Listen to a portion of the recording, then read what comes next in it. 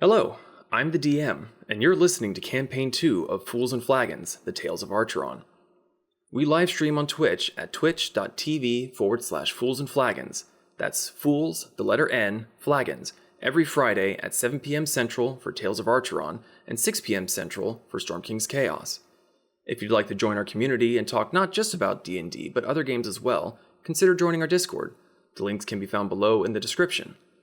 Do you like us? Like, really, really like us? Consider donating to our coffee page at ko-fi.com/Fools&Flagons. The links can also be found in the description. Donations and memberships are never required and always appreciated. We have no gated content for members only, and all proceeds go straight back into making Fools and Flagons an even better experience, and it helps to keep the podcast alive and well. Are you ready for some D&D? All right then. Grab your drinks and raise your glasses. It's time for the Fools and Flagons podcast.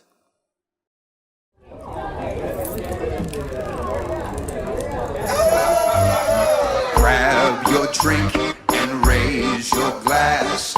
Make a mess and kick some ass.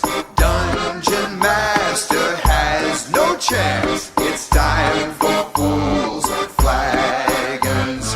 Raid the dungeons and slay the dragon. Sharpen your sword and prep your wagons. There'll be death and tons of magic. It's time for Fools and Flagons. Time for Fools and Flagons. It's time for Fools and Flagons.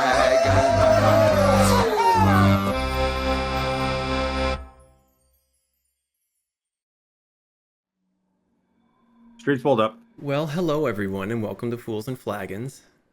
Tonight we're going to continue on with the Tales of Archeron, a campaign made up entirely by me, and actually from these people as well. They helped lots to make this world fleshed out to be what it be.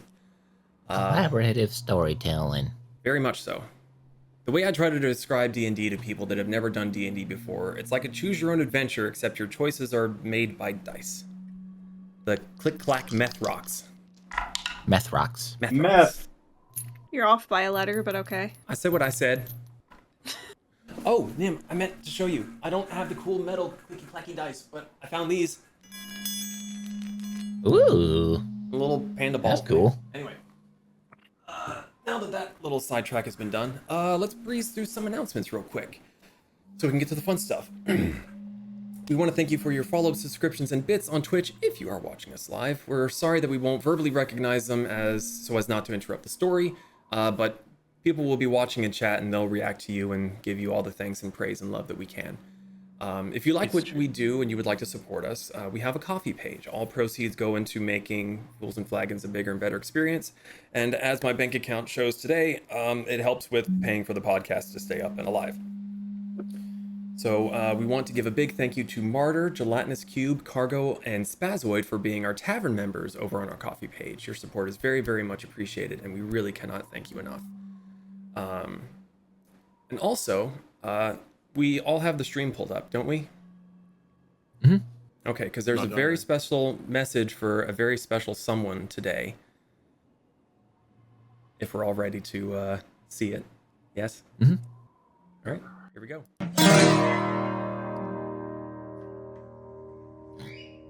Happy birthday to you. Oh my fuck. Happy birthday to you. Happy birthday, dear Kirsten. Happy birthday to you.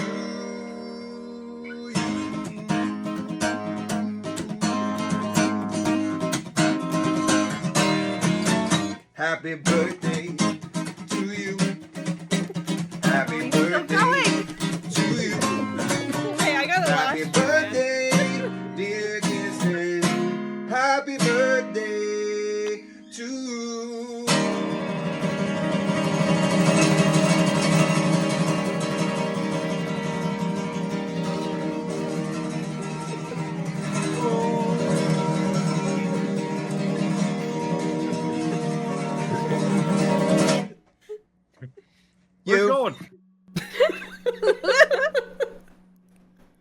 What a heckin' nerd. Jeez. So thank you, is Nick, fun. for that, and for our intro. You can find him. Links are down below in the description. He's a really, really great guy, really good friend of ours. Kirsten, happy birthday. I hope that we can make your day continue to be good tonight with some little bit of dunda. No, shuck, guys. That was sweet. All right. Anybody have anything else? Nah, it's good. Let's play the game. Dunda. Okay. All right, everybody, grab your drinks and raise your glasses. It's time for Fools and Flagons. I got my grandpa's Water. ashes. Hold that up Red. again. It looks like tar. You're just drinking straight crude oil. It's grandpa's ashes. I like That how you're bowl. drinking it out of a normal water bottle too. And Wow. we're starting another bit. Got it on the dark web, clearly. Don't breathe it in, he said. Grandpa's ashes aren't supposed to be in the lungs.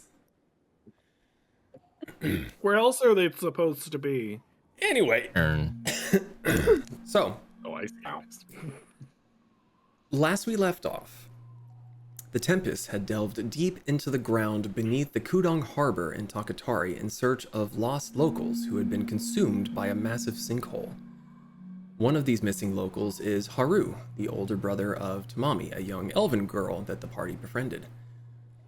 Through completely submerged tunnels, winding pathways, and large insectoid creatures that lurk in the dark, the Tempests searched for more survivors, but found only death so far.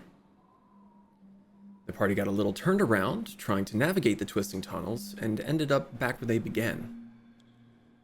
Kasumi, being one of the smarter ones in the group, started leaving marks to keep them from doubling back on themselves again, and soon they discovered a pathway laid with cobbled stones, something clearly made by intelligent hands.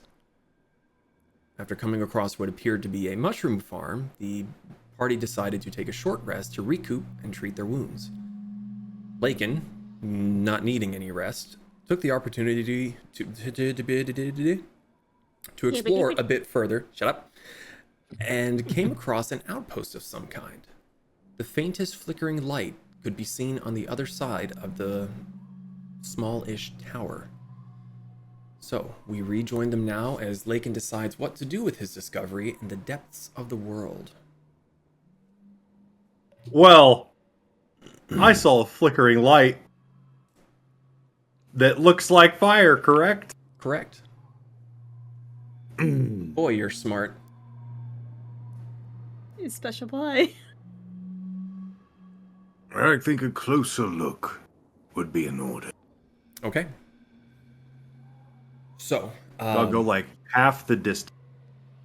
okay, so going half the distance to the wall itself. Yes. Okay. To get closer to the light, see if I could see anything illuminated on the inside, shadows, that kind of stuff. So, as you walk out of this tunnel that you had been going through, following the cobbled roadway, there's about 100 or so feet between the mouth of the tunnel and the wall in front of you. The wall extends from left to right, and right in the middle is the tower that goes up that looks like almost to the ceiling. It's kind of hard to tell if it actually touches the ceiling or not. And the fire seems to be coming from the opposite side of the tower. Okay.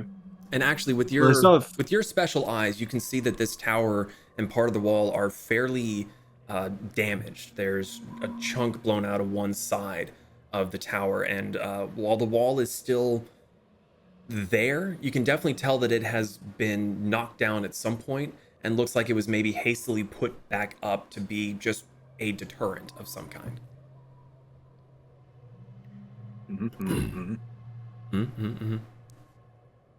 I will use Far Step as movement because I still have that up. Okay. So, teleporting in 60-foot sprees, just Okay.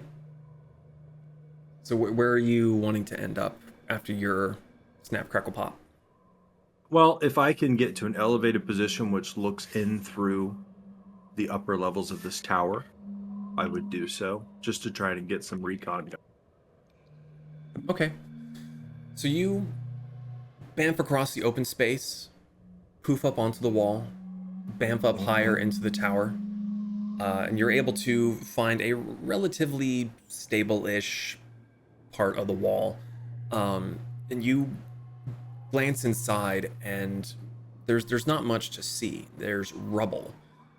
Where whatever had knocked this part of the tower's wall out, it has collapsed inward, and the flooring and everything is it's basically just a hole inside the tower. It's almost been hollowed out from this point. Looking up, you can see some more of the scaffolding above that seems to be keeping the roof from coming all the way down. But as far as down below, there's nowhere really to stand. It's just a pile of rubble about 30 or so feet down. Any life forms in the vicinity? Make a perception check for me. We're going off of your hearing here. Perception. Disgrace. Also, the rest of you, while we're circling around on this, think about what you may or may not be doing during your long rest around the mushroom farm. 17. 17. You hear a few voices, very, very faint from where you are, but they're coming from around the bottom side of the tower. You hear mostly male voices. They're very, very hushed, very quiet. They're not saying a whole lot. It's just kind of whispers here and there, with long spans of silence. I would get closer stealthily. Make a stealth check for I me. don't know if teleporting makes sound, but here we go. If we're going off of X-Men logic, it does, but this is magic, not mutants. So, well, I mean, Zon's here, so I guess it's technically mutants too. 15. Which is Abomination. really good for me. 15 on the stealth? Yes. Poof. I'm just an undead orc. Nobody freak out. Okay. Everybody be suddenly really cool. Everybody just be cool. So you bamf further along, trying not to step on places, so you hopefully don't dislodge anything. Mm-hmm. And as you get to the side of the hole, because the hole does kind of wrap around to the other side of the tower, and as you peer down, you can see that the flickering light is coming from a campfire that's about as small as possible to stay lit, while not like flaring up and making a big, big, bright spectacle. Fire built by purpose. Got it. Fire built by purpose. And with your excellent vision, you can see a handful of people gathered around the fire. Some of them are right by it, others are kind of scattered here and there on this side. You can see at least 2 people seem to be trying to quietly make barricades. They're kind of off to the other side where there is a smaller wall, but a wall nonetheless, and they seem to be trying to kind of push things up against it while not making as much noise as possible. You can see Humans? most of them seem to be human. There's a few that seem to be shorter than normal. One has grayish skin and another one has scales. Seems to likely be a dragonborn. Well, because I'm such a people person, I'm going to teleport down to just outside the firelight. Like, I want to say like 15 feet away from the closest person. Okay. And I'm going to hold my hands up. Try to be as non-gigantic as I am. Oh, but very dead. They don't know that. Just saying. I'm totally alive. Kind of. Not dead. Not dead yet. Dead yet. Sorta. I feel better. Um, They turned me into a newt. so are you just walking up to the firelight? Are you announcing yourself? Yeah. I'm gonna poof down in there and be like, everyone remain calm. I come from the village above. You hear a general startling noise from the group as a whole. The ones building the barricade are the first to rush up and kind of insert themselves between you and the rest. Now that you're further down, you can see that there are a handful of women. There's like 3 feminine figures that you can see. They're definitely putting themselves between you and them. A few of the others seem to be like kind of standing up, but they don't seem to be quite as aggressive as these two. One of them has the distinct markings and attire of a Rokusing male. He's got the beard for it, braided. All of them look very, very haggard, very beaten up, bruised. Some of them are bloody. And none of them speak right off the bat. They're just kind of, they're not even drawing weapons yet. They're in shock. They're being that physical barrier for the moment. The first one to speak is an older gentleman. Seems to be far older than the rest of them. Graying hair, bandana. He has a bandage on his right arm, and you can see that it ends in a nub, and the bandages are very, very red. This wound seems to be very, very fresh. He's the first one to kind of stand up. Make a, I want to say an observation check, but that's not the word I'm looking for. Insight? Perception. Insight. Yes, insight. Wow. Thank you. Fuck. I was like, that's the closest thing I can think to what you mean by observation. Yeah. Maybe perception. I don't know. Well, it should be good. I got a 19 on the dice. Yeah, let's call her a dirty 20 with my Say, plus 1. unless you have like a -5, that's still pretty fucking good. His attire, like the gentleman from Rokusing, does not match the rest of the group. A majority of the people here seem to be more of the Takatari garb. This man's attire seems to be more befitting to the Knightly Kingdoms. Not necessarily regal and noble, but just the different style. It's like the leather vest with the kind of off-white sleeves. Actually, let me just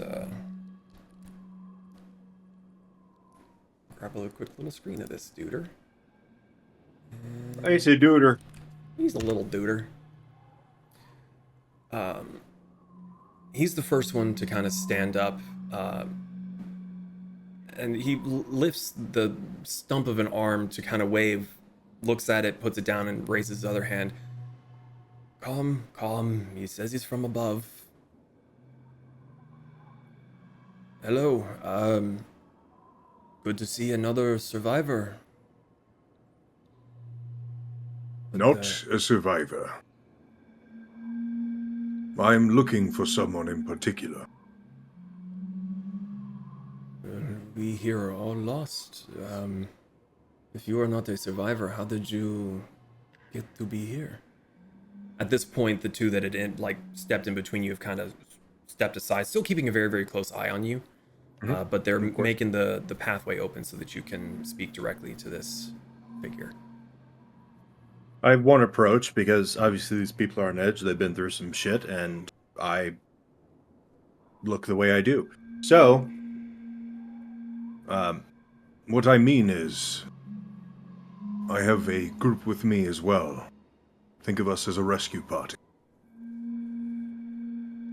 This is good news to my ears.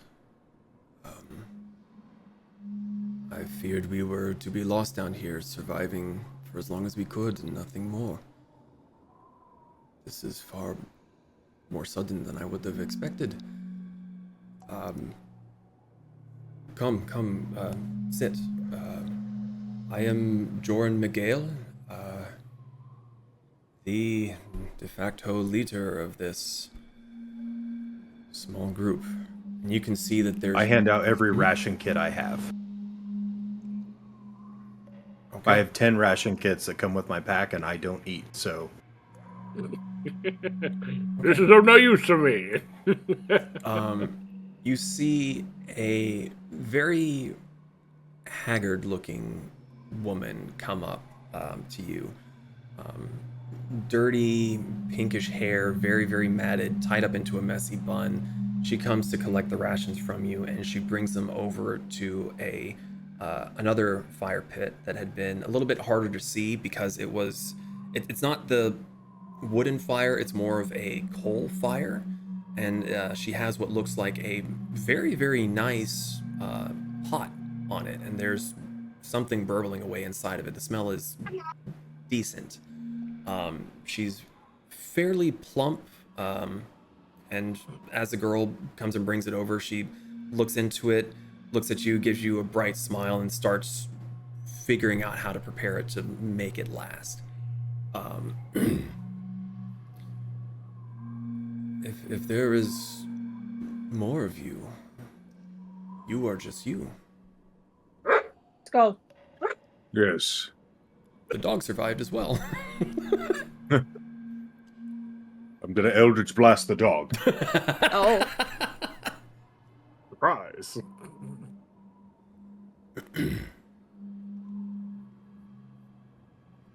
Are you well enough to travel?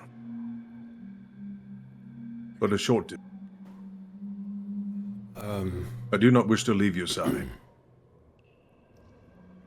If it is a short distance, I think we would prefer to stay here. This, as far as our scouts have been able to make, this is the most defensible place that we have come across so far. The warriors I have are defense enough, I assure you. If we are not set to leave this area, then I think it might be best if we stay here until we are able to actually leave. Is there one amongst you named Haru? And he kind of looks around at the others gathered around. We have not given our names too much. Perhaps I do not remember. There is 3 that are not here at the moment. One is to be patrolling, and he looks at you and just kind of gives you a once up and down. He's clearly not up to the task, and the other 2 are exploring further into the tunnels. Can you describe him? Takatari and individual. He looks around, and as you say that, many of the faces look up at you. I believe we will need more than that. The other 3 that are off are from here as well. Do they have any pointed ears amongst them? They're the boy, the one who said that he would watch the perimeter. Yes, where is he? He kind of gestures at you with his one good hand, clearly not looking after the perimeter.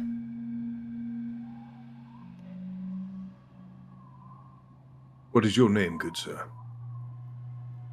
My name is Joran Miguel. Joran. I am Lakin. I am thankful for your assistance so far. If you wish to bring your companions here, they are more than welcome. I do not think we are yet fit to travel. Yes, I will be right back. Poof, I disappear. You do your first 60 feet teleport, and you swear you hear. It explains why the boy did not scout. Can I see where this boy is? Make a perception check for me. Boy! Boy. Boy. I'll take a natural 20. Nat 20. Are you serious? Yeah. I don't know. As you gonna twist your words a little bit. Instead of going straight out, you go back up to your vantage point first, and you look around. And now that you know that you're looking for people, I like the idea that you're literally just holding your hands. You just blew into them. And there's nothing fucking there. Cobwebs. Cobwebs and dead skin. From your higher vantage point, you do start looking around, and at first you don't see anything, but then you see the faintest bit of movement. and there is someone moving along the outside edge of a wall, of one of the crumbled walls. I It's got not. It's not on the side that you were on. They're on the opposite, shorter side, and they seem to be moving towards the edge. And the reason you caught them is because they're hopping over the wall and are now moving between the two walls next to the cave itself, and looks to be heading towards one of the crumbled parts that you would come from. And poof. Just go straight to him. Yeah. You appear right behind him as he is near the wall, and you see him leaning down and inspecting, and you see his hand going like this. He's doing a little, like, caressing motion with his fingertip as you just appear behind him. Are you Haru? Are you There- mother? Are you? There is... What did you say? Are you my mother? Yes, immediately respond. Reminded me of that. There is a girly squeal, just a... And he leaps forward, and you hear this clacking, clattering, metal jangling sound as he leaps through the hole in the wall, tumbles around, and you see that he kind of gets up and he's like pulling at something on his arm, and he's looking at you very mad, and he finally just rips it off, and then the clattering finally stops. He was working on some sort of trigger, like trip alarm kind of thing. Kind of like straightens his kimono a bit. Maybe. Do not play coy with me, boy. Are you Haru or not? Yes. Good. We came for you. I have allies, warriors. I'm going to go fetch them. Okay. I'm gonna traumatize him before we even get to meet him. Hopefully he wore his brown pants. Can either Do a confirm or better deny. job at perimeter security. I walked right through. Do better. I'm a fisherman. Now you're a warrior. Get your shit together. Who the fuck are you? My name is Lakin. Fuck I off. apologize for my behavior. I am very agitated. It is not directed at you. Let's call it a totality of circumstance. I mean, I get it. I was in my boat, and then I was in a hole, Mhm. and then there were monsters that killed people. Now we're stuck here. For not too much longer. You don't know. That's really good to hear. Yes. Also, your family is all doing well. Your mother and your father are recovering from their sickness.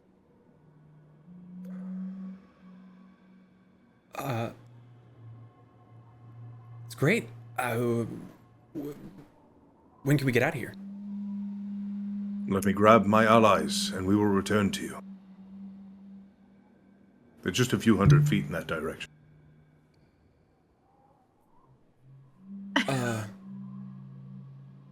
Okay.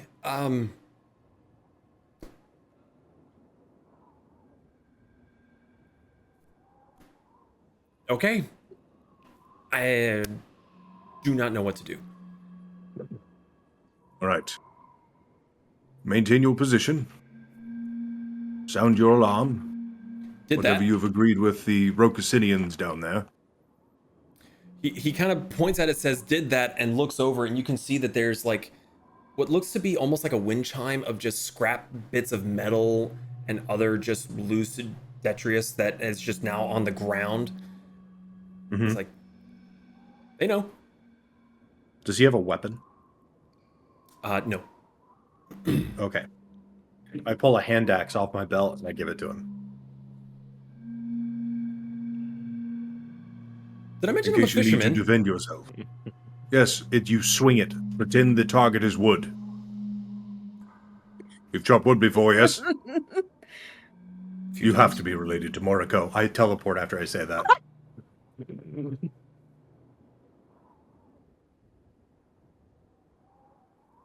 What the fuck just happened? All the way back, DM. All the way back to the party. Feel offended on Mariko's behalf.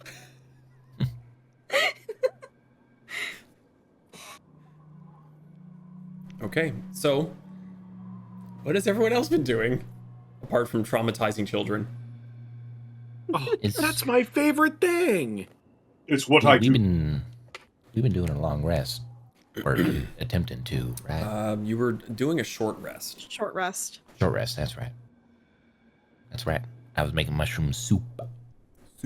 Mariko was enjoying the mushroom soup and keeping an eye out for any movement or Lakin returning. Okay. Kasumi's in her hole in the ceiling. Oh, Refusing to right, touch the right. mushrooms. Yep. I don't like mushrooms. Zon, are you up to anything? Mushroom. Zon, are you up to anything? Oh, no, sorry, I didn't think... Oh. I don't know why I didn't register. No, I'm just fucking, I do. fucking knocked out. So you're sleeping? Yeah. Oh, okay. For now.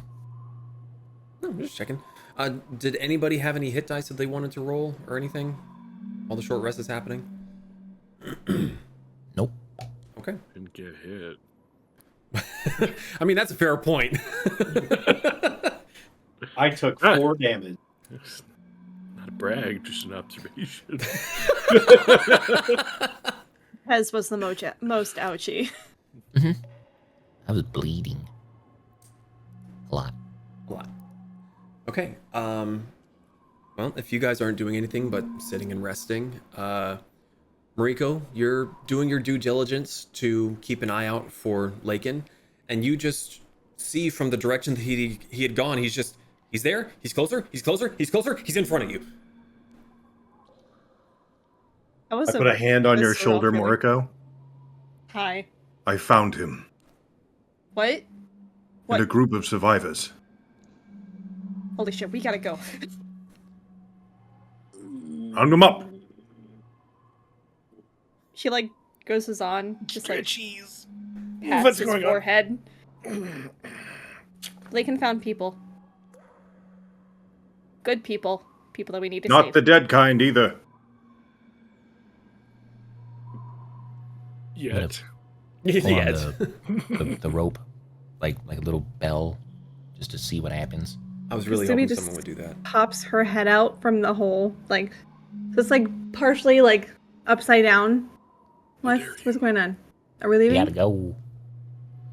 Okay. All right. And she starts climbing down the rope, and then she makes it vanish. Do you just pull on the rope and then it goes? I picture Just more 500 with feet of rope Kasumi fall. being a kitsune. I picture it a little bit more ethereal with sparkles. Or Foxfire. Good bomb. So, like the 4th of July things that spin and shoot all the sparks out of it. Like a Doctor Strange portal. There you They'll go. never know we're here. There you go. Yeah.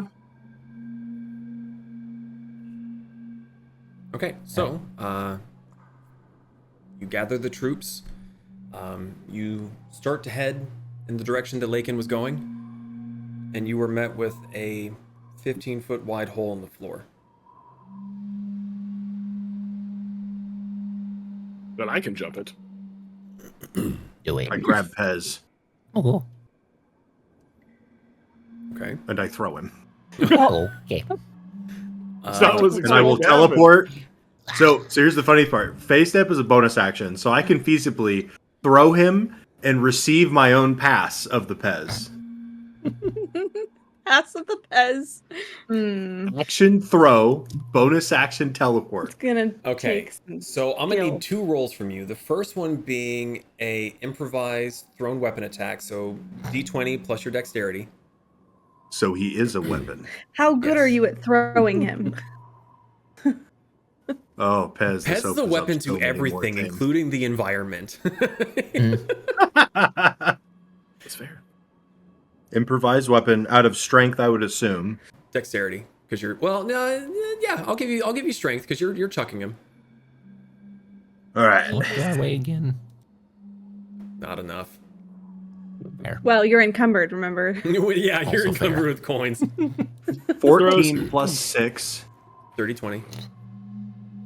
That's all I got. Okay. So Do I successfully throw a kobold? you definitely throw him, and he's gonna make it. Now I need you to make a dexterity saving throw as you teleport over and try to calculate his angle, the distance, so that you can land and catch him, and not have him just. I mean, it's 15 feet. Angle of the dangle. It's 15 feet. Roll. It's God. God You gotta demands calculate the dice. angle of the dangle. Don't You're forget not gonna to believe add me. rolls. Seconds. Oh, we're going on a trip. It's gonna be blurry. Our favorite rocket ship. Oh God. Yeah, It's that's just super blurry. the This was a bad idea. the effort was maximum, results were minimum. Anyway, I got an 18 on the dice, and it's a Oh. +1 for a 19. Okay. You must have been participating in kobold tossing contests for decades at this point. I was an This must be some work. You, I hate / love the accuracy of that statement. So Pez, he picks you up and he says, "You're gonna fly today." And before you have a chance to Oh. say what, he spins halfway around, chucks you, and you're just going ass over tea kettle through the air, and then you're caught, and it's Lakin again. I've got you. Do that again. Okay. No. He just pets the Pez and I are kobold. good. Figure it out, Later. losers. Ladies, Zahn, how you getting across? Well, Zahn says that he can just jump it. Riko's gonna look at Kasumi. Are you gonna be able to jump this? I don't have to jump, and she just poofs Misty Step. Mariko was left alone.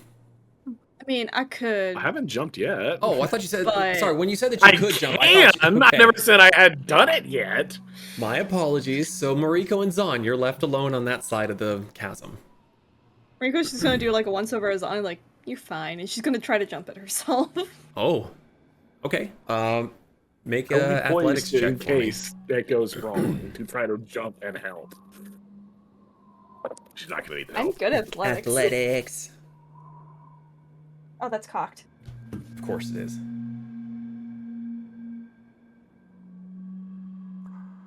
19. 19. Fuck. I can't do nothing. I can't hurt you guys. I can't fucking kill you. Can't drop you down bottomless chasms. I'm a wild child. Of course, I had to jump around to get around shit. I mean, that's fair. Mhm. So Zahn, you're standing there with Mariko, and you're just looking all confident, and she's the one that looks at you and goes, you'll be fine. And then she just jumps across with no issue whatsoever. It's kind of impressive. Hey, I've seen better. Sorry, it's impressive for her kinds of people. I've seen smaller. Shut up, God. It doesn't have to make sense. I'm gonna do the same. Just running start and With your rabbit hop ability, I'm not worried about you. I'm not going to make you roll for it. The temptation for you to roll a natural one is super, super strong. I'm not going to go there. Anyway, so you all make it across perfectly fine, unscathed. Zahn, by the time you and Mariko land, Lakin's kind of already on the way. oh, I guess I'm not important. This goes on, and she starts jogging after Lakin. I have Pez on my shoulder. Zahn will do the same. Okay. So you follow him around. The first path that you are, sorry, wow, you're following the cobblestone path. You're following the kobold path. Fuck, I am nimming hard tonight, and it's bad. Stop it. Should've just drank. Good. Maybe I should have. It would have calmed my nerves or something. You look to your left, and there's another opening kind of sinkhole like you had seen before in the flooded tunnelways. Except that while this one also goes really, really high up above, there's no light coming from it. And looking out over, or like through the sinkhole area, it opens up into a massive cavern that you cannot see the other side of. You see way, way, way off in the distance something that looks like twinkling stars. Except Wait, can I even see? you make a perception check for me to see if you notice the twinkling or not. 25. You swear that you see twinkling lights. On Way, the way, side way that we off in the... can't see. Huh? Like super You mega far. you see darkness, and you swear that you see little pinpricks of starlight. But it's, that way, not that way. Good. Continue to jog. Also, Zon, there's some people from Rokusin here. I don't believe you. Okay. Okay. Running past this sinkhole, you pass by 3 other tunnelways on your right. If you take the time to even take a glance at them, you can see that the cobbled walkway that you're on does not go that way. It seems to be straight rock and dirt. Lakin is not paying attention to them whatsoever. He is running straight ahead. And soon enough, you come into the open cavern area. Large tower with walls on either side, going from the base of the tower all the way to the cavern wall on each side. Lakin, you can see that there's the firelight is a little bit brighter now. And Zon, you would be able to hear it first, but there's voices, some excitement. The rest of you would hear it when you're about halfway between the opening in the cavern to the wall, that you start hearing the voices coming up and meeting your ears. So you go on up to the... Lakin hasn't stopped, so neither am I yet. Okay. With Lakin leading the way, he leads you to one of the crumbled sections of the wall where he had verbally assaulted Haru, and leaping over the... Look, I got it recorded. It's right here. I can go back and check the tape. The guy sucks at his fucking job. He's a kid. Fisherman. Figure it out. You suck at being alive. Actually, No, he's undead. That means you're not alive and not dead. but he hasn't died. What's so the word again? What's the word again, Zon? Undead. Okay, so are you technically... Which means not. Can you die? Maybe. Give away your blood points. Do we see the Haru? You don't see him right off the bat, but you do jump over the wall and you lead them, the others, around to the side where the campfire had been built. And you can see that there are 2 others who have appeared that hadn't been there before. They look far more roughed up and damaged. These guys actually have weapons on them, and they're very excitedly talking amongst themselves. And Haru is there, yes. He's kind of hovering around some of the larger, more stout gentlemen, and seems to be kind of listening to their words. So, what do you I guys... point out Haru to Moriko. Okay. So, you all see early, almost adult years for an elf male.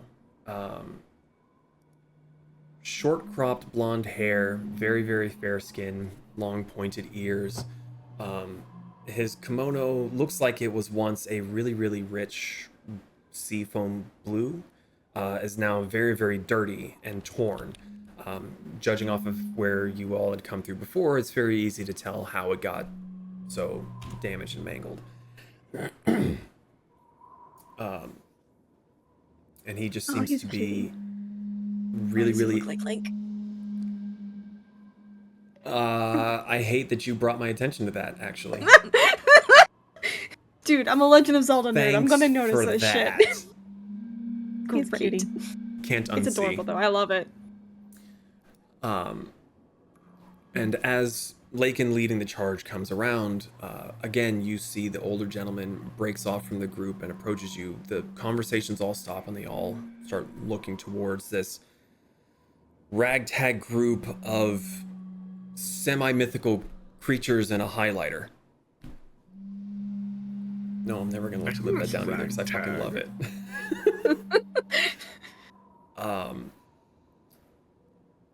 Well, that was faster than expected. Please come, sit, eat if you wish. I and the rest of us are eager to hear how you intend to get us out of here. Lakin is going to disappear, and I'm going on watch. On watch? Yes. Did you take Pez with you? Okay, so you vanish No, and I did not take Pez with just me. falls. Pez, make a dexterity saving throw for me. I'm curious if you're going to land on your feet and just be like, whoa. Or if you're I just... know. He did fall cat. 7.5 feet. I said dexterity? Dexterity saving throw. Oh, he's got this. Yeah. He's Oh, got Jesus. I have a hacking +8 to that. Hell yeah. One. Natural 20 +8. Fuck. He knew it was coming. He tucks and rolls.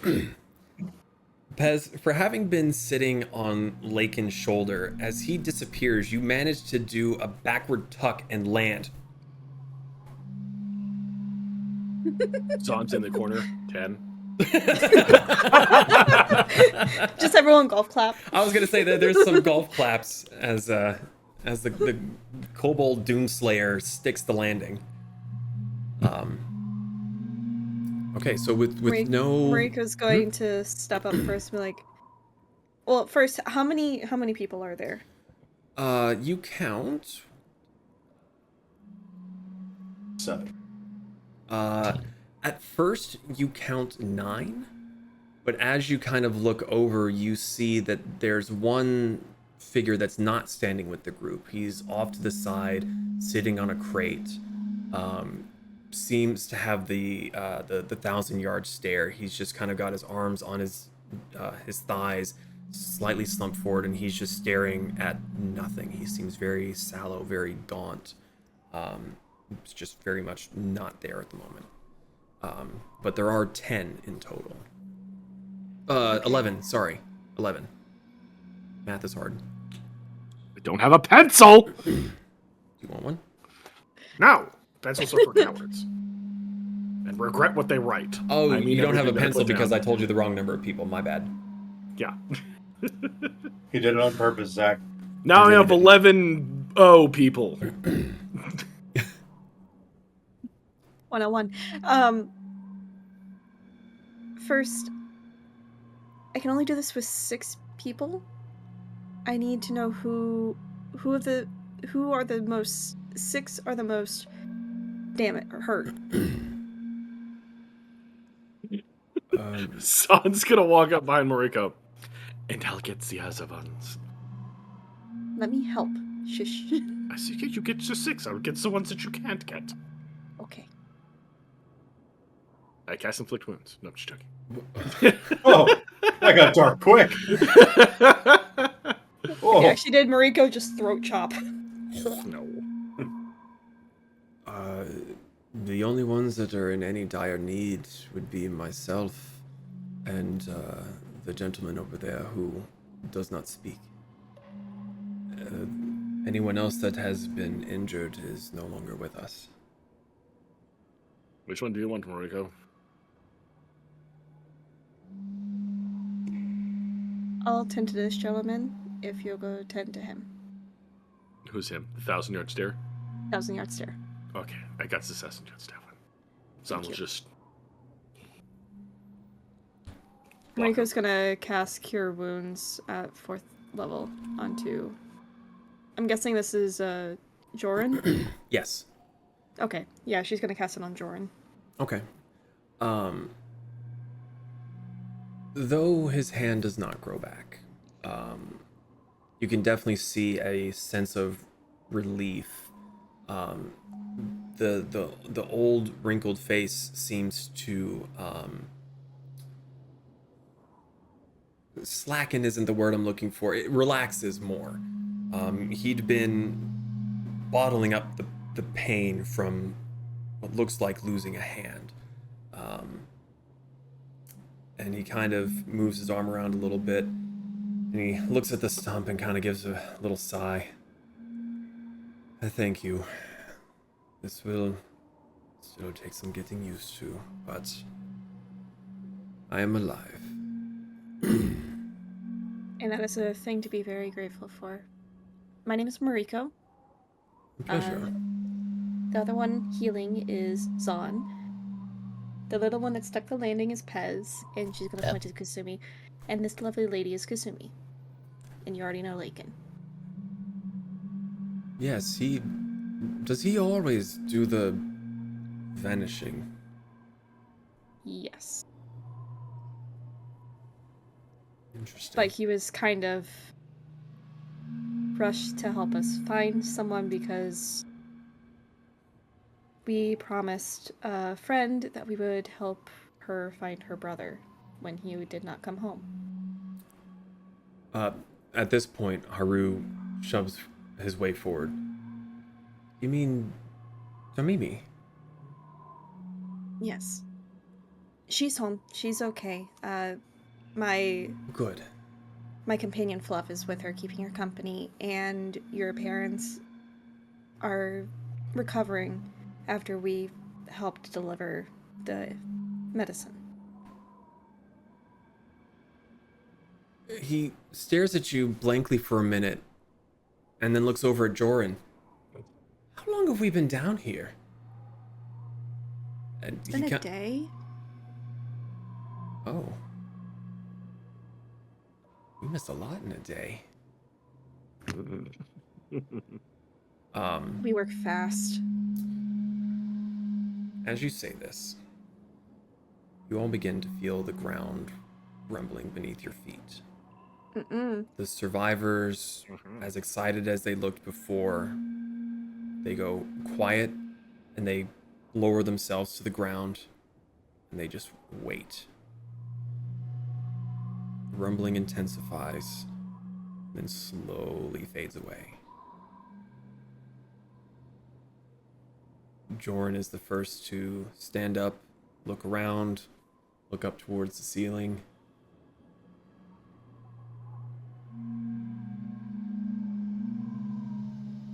That would be a creature of some sort that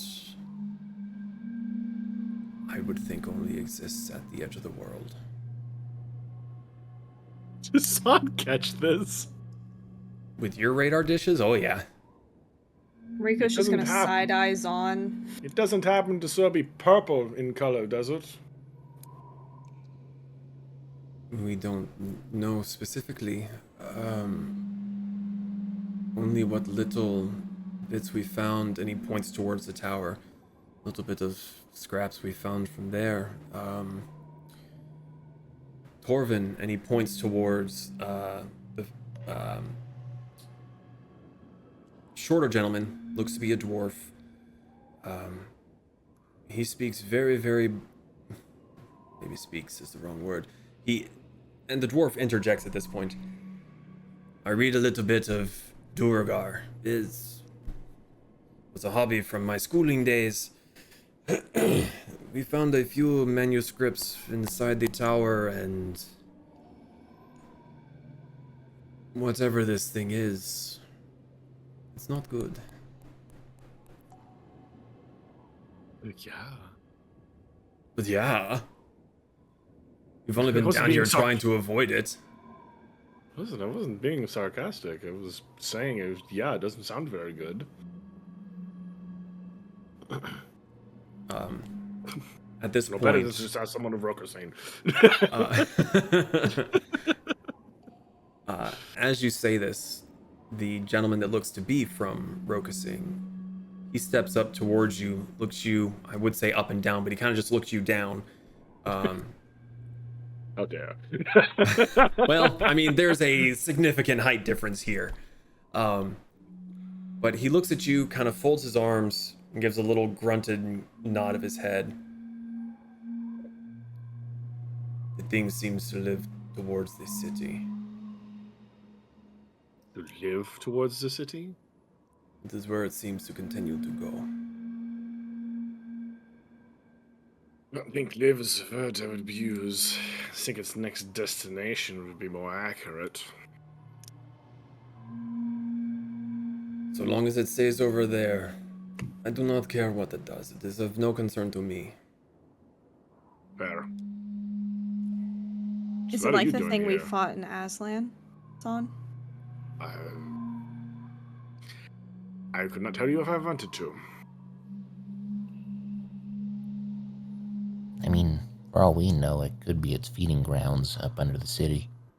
To be fair, if it's been here for as long as these gentlemen and women... There's women. 3 women that you can see. So these men and women have found this creature may be older than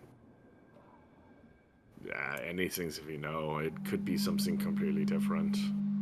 It could also be from, ironically, the same place as me, but it could also not if it's been here for that long. Maybe it's only been agitated into doing what it's doing now, or been slumbering and recently awoken. Everything is pure speculation. The dwarf speaks up again. There were quite a few more writings and things around this here outpost, but again, my comprehension's a bit dodgy. Couldn't make out most of it. Might have more information, but we left them behind. Weren't exactly useful supplies, so... Yeah. Is there anything else of value that looked like it could be in that area? Nothing we haven't already grabbed. Fair. So what are you doing here? Ship was swallowed. Fair. You hear kind of a grunting agreement from quite a few of the men here. Really the only ones that aren't agreeing with the statement are the lady folk. They seem to have not experienced ship downing. Sorry, go ahead. Hmm? You gonna say something? I was just gonna ask if the 1,000-yard stare dude still needs to be healed since it was interrupted by talking and ground. You healed him and there was no reaction. He doesn't seem to be physically harmed. What's his problem? The Brokasing gentleman speaks up and shrugs his shoulders. Don't know. He won't talk.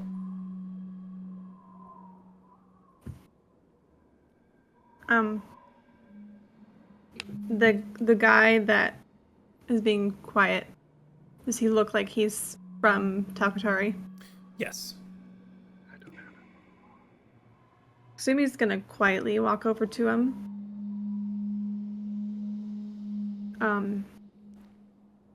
She's gonna kind of calmly stand in front of him. She's gonna take a look. Are there any like visual scars on him or any like, I mean, I know his clothing is tattered, but she's trying to see if she can decipher what he's potentially endured.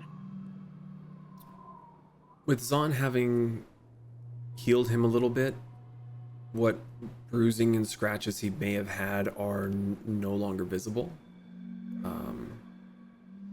If you had been watching as he'd gone over to heal the man, he did not react to Zahn coming close to him. He didn't react to the healing. He hasn't reacted to much at all. He's still breathing. He's just zoned out. Okay. Kasumi is going to reach into her pack and get out one of the small jade statues, like figurines. And she's just gonna silently grab his hand, put the jade figurine in his hand, and then close his hand over it. He doesn't resist. And as you close his hand over the figurine, he keeps his hand around it. You watch him for a moment, and the fist, you can tell, tightens around the figurine. But otherwise, he doesn't move. Are there spots like somewhere near him, or look at that picture? I mean, there's other bits of detritus, barrels, crates. Judging off of what they had said previously, they've gathered as much as they could from this particular outpost, and it seems to all be gathered around this area. They look like they were preparing to be here for a while. Mm-hmm. Okay. She doesn't say anything to him. She's silently thankful that he somewhat reacted to the jade statue. But instead, she's going to kind of go about a few feet away from him, and she's going to go into fox form and just kind of curl up on the ground and just lay down. Just watch him. Okay. So you curl up sort of close to the man, keeping an eye on him. Apart from breathing and blinking, he is almost as still as a statue. He'd give Brick a run for his money of being almost comatose, just sitting up. The others begin talking to each other. You hear some of them in the back, they're whispering, discussing the rumblings and the creature that's making the sounds. You hear two of them, what looks like a gray-skinned half-orc male and the dragonborn, are talking to each other and gesturing roughly to the east and the south, and one of them shaking their heads, just saying like, no, it couldn't be those, they're too small.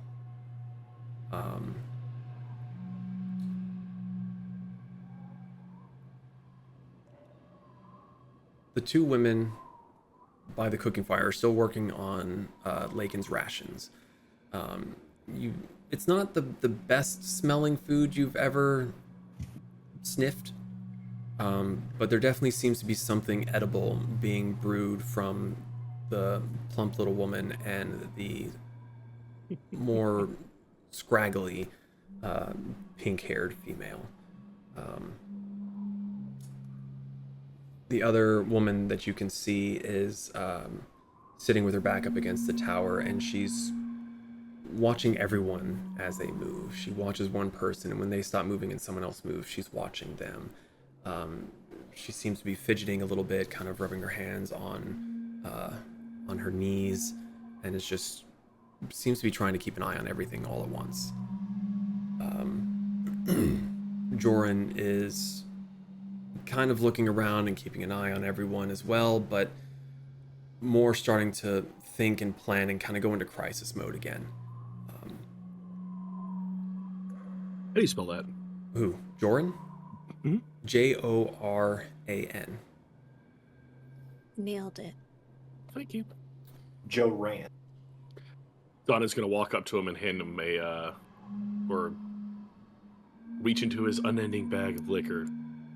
Want alcohol? He kind of looks down at you, more than you would ever know. You gonna reach in, pull something out, and give it to him?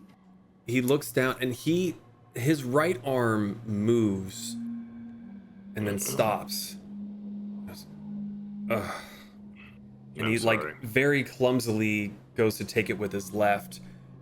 And as he, what did you pull from it? I rolled.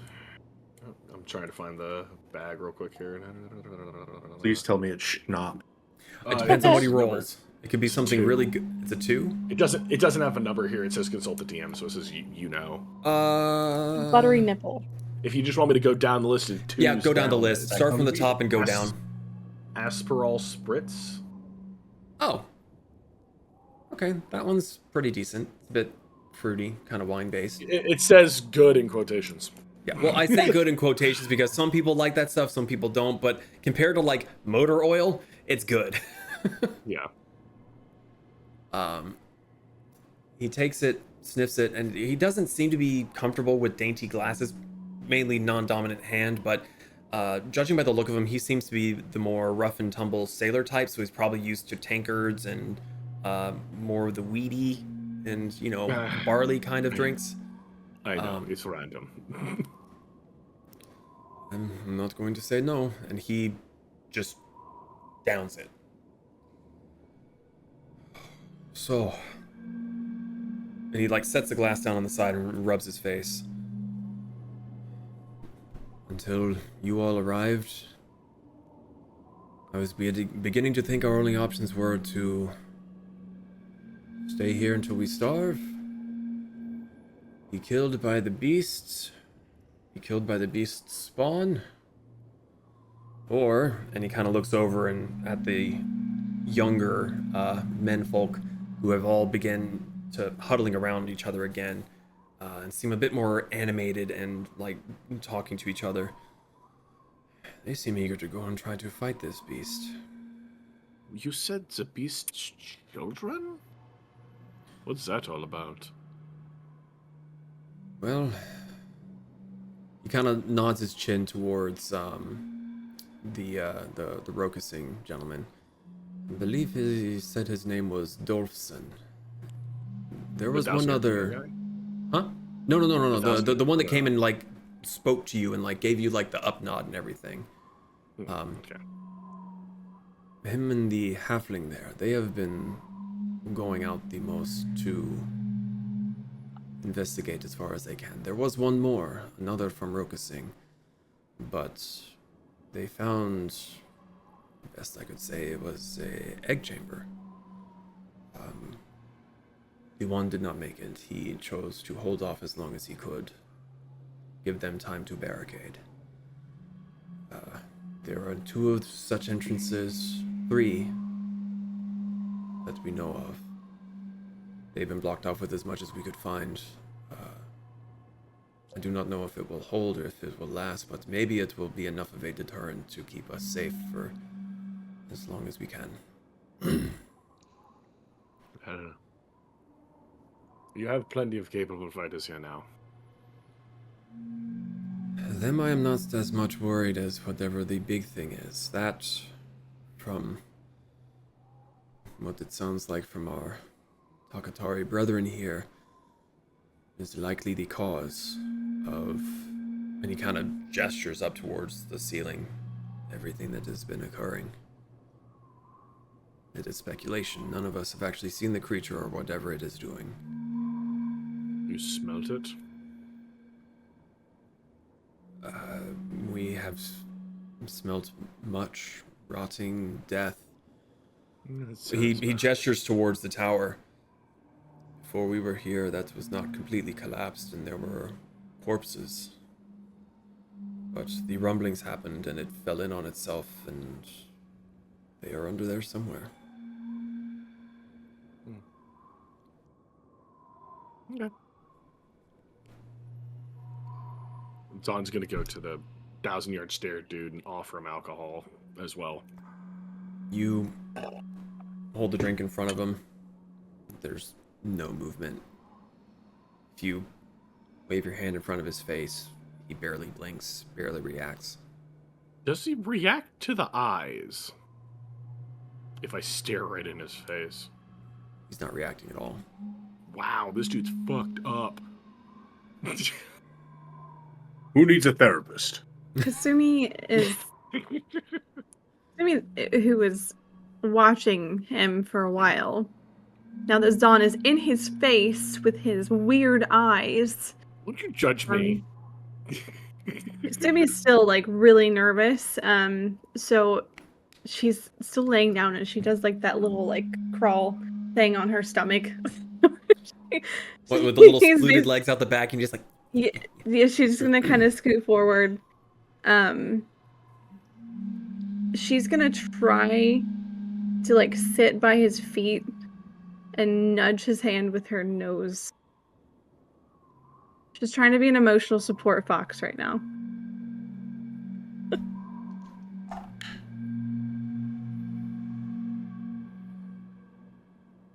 You shove your nose against his hand. There's no immediate reaction.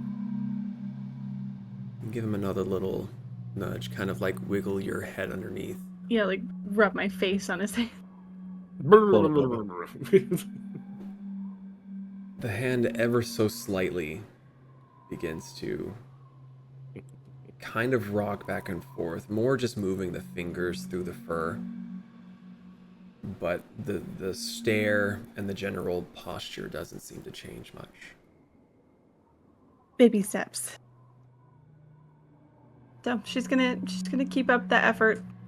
And if eventually, if the movements become more, not intentional, but they become more. I'm trying to think of the right word. Like if it There's seems more like he's intent actively behind it. Deliberate. if he's actively petting, deliberate. That's Yeah. what I need. She's gonna eventually see if she can sit in his lap. Okay. That's not fair. So This man is in distress. You're working on being the emotional support fox. Yeah. So as you're doing that, Haru has moved up towards you, Mariko. Mariko's been like kind of like awkwardly standing there like wringing her hands, and she keeps like looking over at Haru. She wants to talk, but she doesn't know how to approach. He walks up seeming very confident, kind of hands on his hips and looks at you. How'd you get so pink? And immediately fails. I mean, I've been lost in the Tapedal Mountains. I think the elemental properties of the area had something to do with it. As far as I remember, I was not always like this. He just kind of blinks at you a few times. Huh. I was didn't think they'd let shipwrecked anyone when in I there. I was shipwrecked. Oh. I Hey. remember my parents Me and I too. were... When I was little, my parents and I were trying to get to Takatari. And I remember a big storm. Then there was nothing. And then I woke up in the Tapedal Mountains.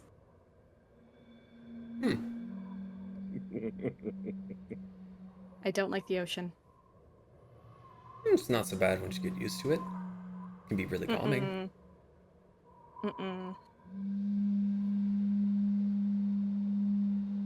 Look, I'm sorry about your parents, but mine came here on the ocean and we've been just fine. So. You're Sorry not for your very good loss. at the talking thing, are you? Nope. Usually out on a boat by myself. I can tell. I really want to go home. Well, once we can get everyone settled and ready to go, if we can find another hole straight up, I can get us out of here. Cool. I think that really scary dude over there has a map. Seen him drawing on something. He won't let me look at it. What constitutes as scary to you? He kind of like gets in kind of close and like puts like face beside yours and he's like pointing like that, trying to be as subtle as possible. He's pointing towards the Rokusing gentleman. He's very, very haggard, long, like auburn, reddish brown beard. Hair's kind of in a bandana, but it's falling out. It's not very well kept in there. Seems very, very rough and tumble. Right up there with Zahn's like level of people. And he just kind of points to that guy. That one there. That's Halmir. He's kind of cool, but really scary. You'd be scared Poor-ups. shitless if you saw an elemental. Just saying. I'm a fisherman. And he just walks away from you, just being like, what's wrong with these people? I do have one question for you. He turns around. Okay. Tamami told me about the cherry blossom tree outside your house. Yeah. Can you tell me about Olivia? Not really. I wasn't even born yet. It was Mom and Dad's first kid. They don't talk about it too much. You know, our memories are real deep, our emotions, even the old ones, they stay close to the surface, still very fresh. We honor that tree more than anything else. If our house were to be on fire, we would save that tree before we would save the home. That's what we were always told. It's for Olivia. How long ago did they lose her? I mean, I'm 73, so sometime before then.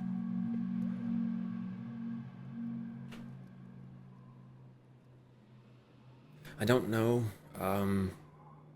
Again, they don't talk about her too much. It hurts Mom the most, I think. I'm sorry for the awkward question. No, it's fine. I mean, it's hard to miss someone you've never met, so I just wish I could tell you more. Can I say something kind of honest? Sure. I am honestly trying to see if my parents survived the wreck. And trying to see if maybe they're out there somewhere. And I'm just trying to learn more and not get my hopes up. Are they pink like you? And I did not... Probably not, because I'm not naturally pink.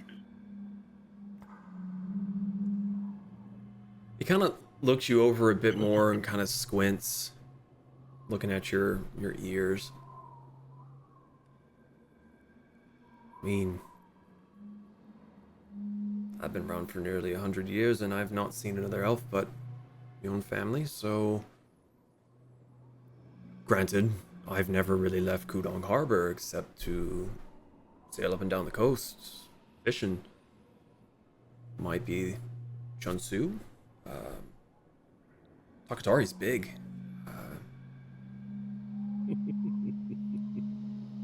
I don't know. Can always ask around for you if we get out of this hellhole.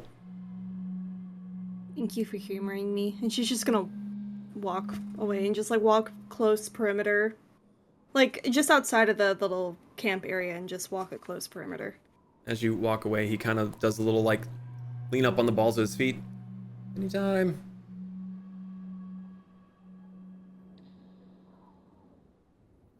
Can I walk up to the dwarf man? Sure. Go ahead. You said you were reading stuff about stuff down here and potentially about that there critter. Where were you reading all that from? Like, was it from books or from paper or like stone tablets? Bit of both. Just glanced over them real quick, like bits of parchment here and there, notes, journals. The dwarf gentleman seems to be on the younger side for a dwarf. Long, kind of flowing hair, fur shoulder pads, decently crafted armor. He seems to be the least scuffed up of most of them. Whether by luck or some other circumstance, it's hard to tell. I mean, depending on how long we're going to be here, I could go look and see if I could find anything else. Yeah, I'll come with you. Maybe we can grab all that stuff and bring it up to the surface where we can see it and read it a little bit better. Sure, I mean, if we're not going anywhere anytime quick. Joran, I'm gonna go help this kobold here look for more of the writings. We won't be far. He kind of gives you a beckoning gesture and starts walking towards the tower keep. Assuming you follow. How far is it? 30 to 60 feet, depending on how far around No. the tower you go. Okay. I would I join didn't know him if in it the was outside of the adventure. camp area. It's kind of outside the camp area. Like, you can definitely get far enough along to the tower where the voices around it would become more faint. Mm. Lakin, you said something there? Sorry? I will, as I see Pez and this Rokasine individual going into the tower, I'm going to poof behind my little kobold friend. This is not the Rokasing gentleman. This is the dwarf. It's not? No, it's the dwarf. Oh, the dwarf. Yeah, sorry.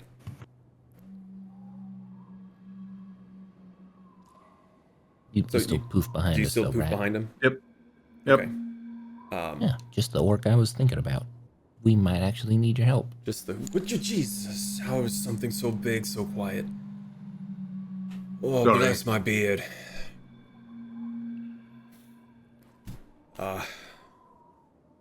Sorry. I didn't introduce myself. I'm Torvin Firelung. I'm Lakin Bez belonged there. Marigold. As Marigold. Oh, Lakin. short, simple. Like it. So, I don't know what we will find. There's a lot of rubble. You're not afraid of corpses, are you? I look at Lakin. Verified. You might want to sit this one out.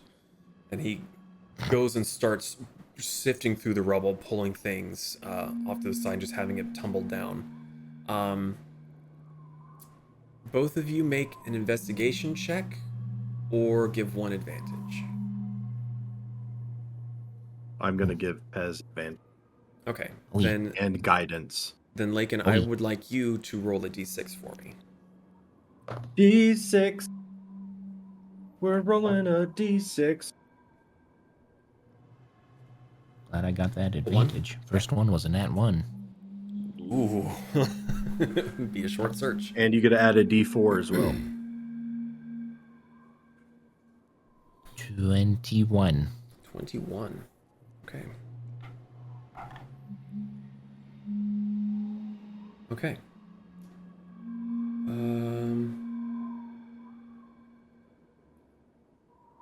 You're able to find a few things. One is a journal that seems to be somewhat burnt around the edges. Written in a language that you do not understand, Pez. But someone does. I'm gonna... Actually, I'm going to... Before I hand it over, I'm going to... Can't do that, because I don't have that. Never mind. Thought I had mend, but I don't have mend, so I'm going to give it to the big dude. Okay. Ah, yes. It is written in. I'm assuming Undercommon. Yeah, it's the Dwerger language. I could read it. It seems a very quick entry.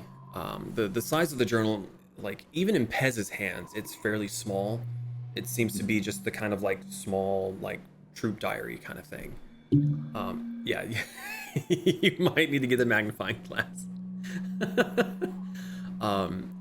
It says, it began as whispers beneath our feet, soft vibrations, then violent quakes. The halls trembled, the forges cracked. Something vast moves below, older than our deepest minds.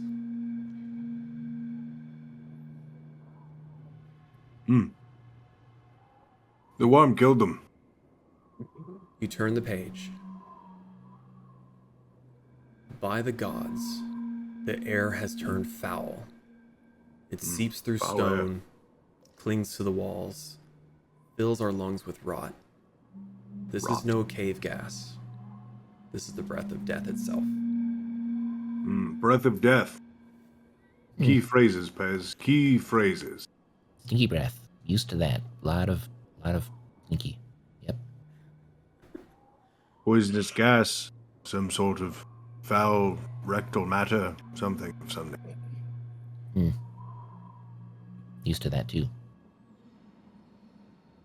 There is another page if you're done making fun of me. I'm not making fun of you. I'm interpreting it to Pez.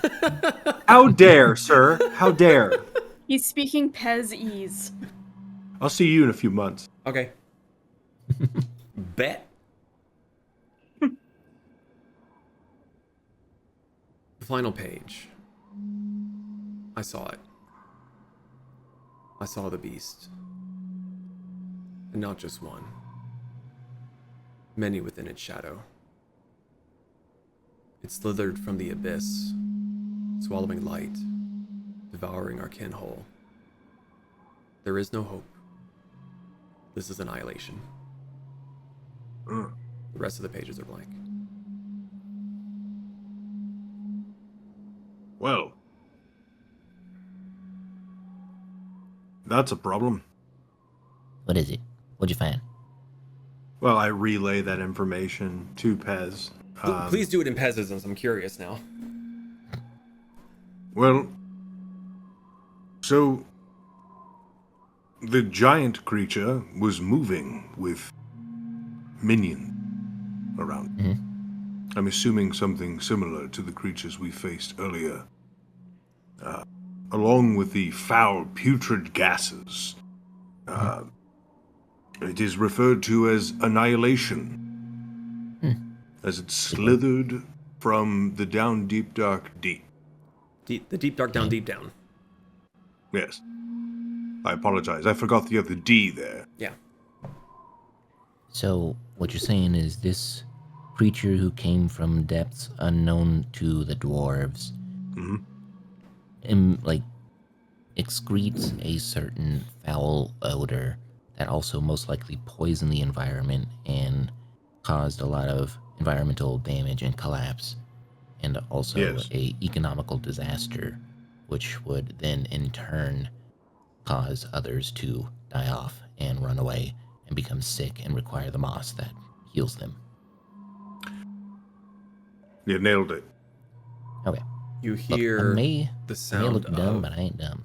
You hear the sound of the dwarf behind you, like, getting some phlegm and spitting it on the floor. Serve these ones right. Just wish it would stay down here. I don't think it will for much longer. Apparently it's been here for quite some time. We've come across some critters, some purple critters, which look kind of bugular and lobster-like. Purple. Have you come across any of those before? Yeah, but, those ones I've seen before. Not recently, but they're known to be underground. From what I've heard from the others, go and scout out the area, the nest ain't like them. Nest is... Sorry, say again? You said the nest isn't like them. Yes. Okay. curious. Best I could tell when we saw the corpses, they've been here for months. This is not recent. Do you know where some of those corpses are? He looks at the pile of rubble. Good luck. I mean, we could talk to some, if you would like to help. As far as I'm concerned, I've helped you get what you needed. I have no care to see nor talk to any of these underdwelling pieces of garbage.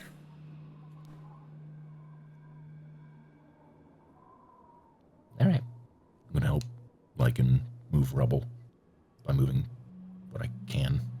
Okay. So, Pez works on the pebbles. The dwarf wanders away and seems to be in a bit of a huff. Even talking about the Duergar just kind of has gotten his feathers ruffled a little bit. Racism. Rampant. Yes. So, you two are going to start trying to dig and finding these bodies. I need a corpse. Okay. Real quick before we get to that, is anyone else doing anything? I'm going to talk to, what would you call him, Halamir? Therapy at some fox. point. Say again, Zon. I was going to talk, I think you said his name was Halamir. Halmir, yeah. I was going to talk to him at some point, but I'm in no rush. Okay. Mariko, you're just doing laps? Keeping a close eye out for any movement. Okay. So Therapy Fox is therapying. Patrol is patrolling. The actual good patroller is patrolling. So, Zon, don't let me forget. I'll handle these guys and we'll get back to you, okay? I'm in no rush. Okay. So, you always make a,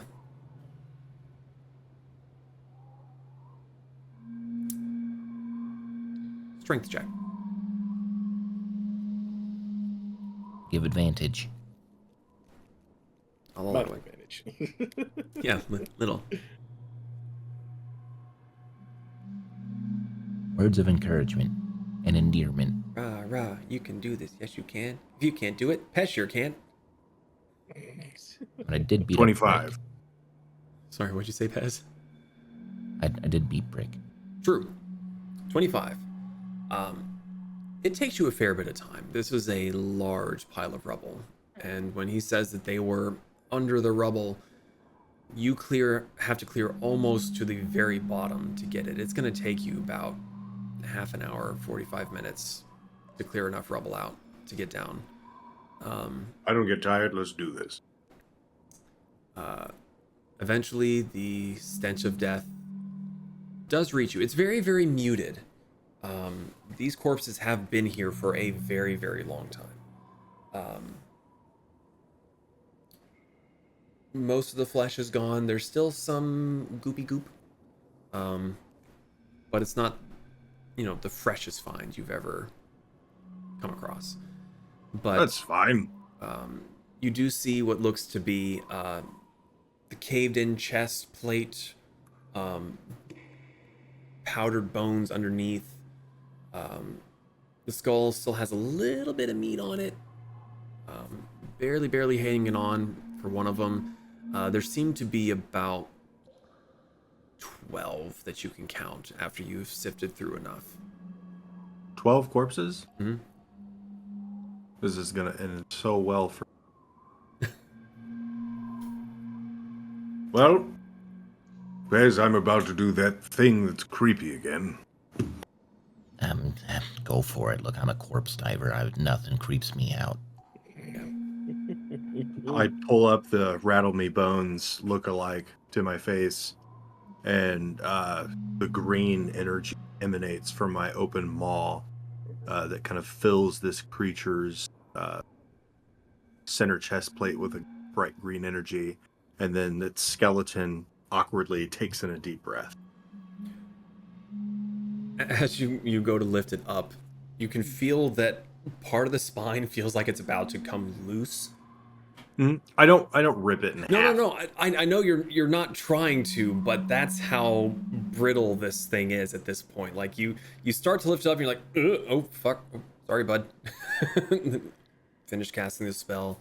The dim glow appears in the eye sockets where there should be eyes, and the jaw hinges open, and the flames inside seem to look towards you ever so slightly.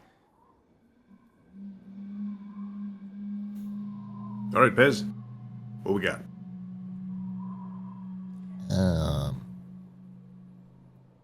He's on my time. Take your time.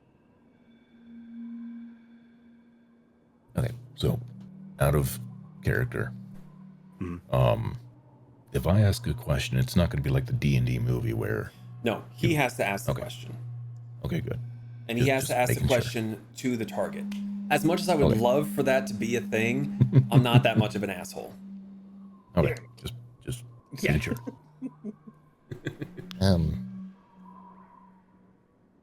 Well, what I'm thinking is that we should probably try to understand whether this individual has seen this creature here before, and also try to gauge what it looked like, or something along those lines. Because if it's anything like the creature that we've come across on the ocean, and also the creature that killed my burger, then yeah. All right. DM, stay with me. All right. I will speak to this thing in Duragar. Ooh, okay. So in Undercommon. Mm-hmm. And I'm going to ask it, and this is I'm curious how the creature will answer because it knows everything that it did in life. Describe to me the creature killed you. I know I said I wasn't going to be an asshole, but the fact that that wasn't technically a question is so tempting to fuck with, but... Well, because if I say, can you describe it, he can just go, yes. Yeah, I'm not going to be a fucking middle school English teacher. Okay. Yeah. Well, like, then I will unless you were the one rephrase that it killed the that guy, way. I'm not going to be that guy. Fair. He's never but seen me before. I appreciate the check. Okay.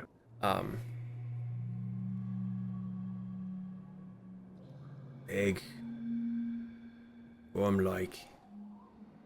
Big worm. Black and brown. Black. They move fast. Move fast.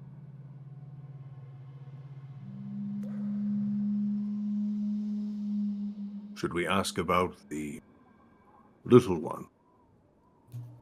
Mm-hmm. Can you describe the smaller spawn of this creature?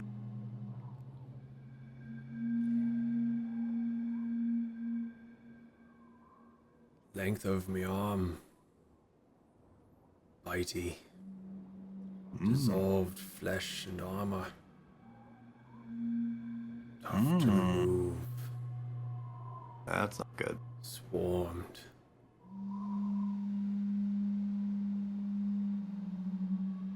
So the small ones are literally the size of this dark dwarf's forearm. It just And looks they down, dissolve grabs the stuff. fucking arm bone. This big. They dissolve armor and flesh. Just the little one, baby. DM, would I happen to know of any critter in my Rolodex of a brain that would fit this description? No. Or This is nothing you've ever encountered before. You've encountered worms before, but not like this. this one doesn't sound tasty. It's not the French cuisine.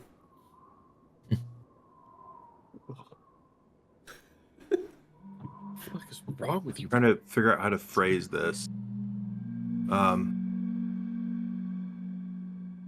Did any of your attacks on the creature appear to hurt it more than others?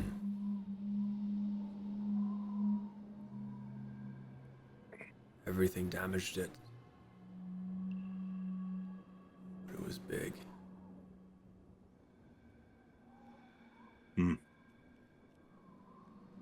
I was hoping for at least some sort of... But if it bleeds, we can kill it. I'm kind of curious if it, was always here, or if it just rolled into town one day. All right. Was the creature always...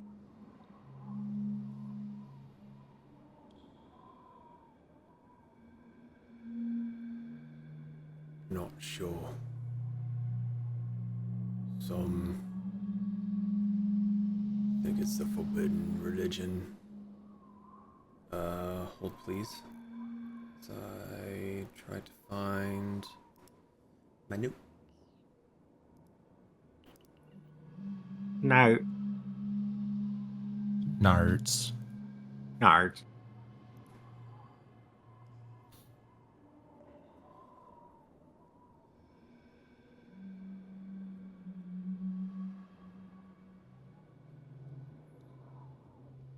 You all good? Mm-hmm. Yep. Perfectly fine. We're good. How are you? I found my notes. Just checking. Forbidden religion. What we got? Whispers of a religion for the crawling one. I don't like that. Nope. Pez, he's mentioning something about a forbidden religion of the crawling one. So this thing could be a god. We've killed those before. Nice. That's good. All right. I've got one more question. Mm-hmm. What do you think, Pez?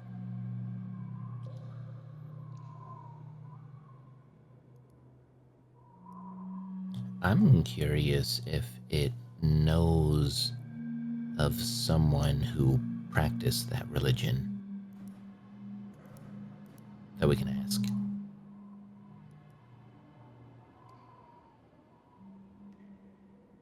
Very well.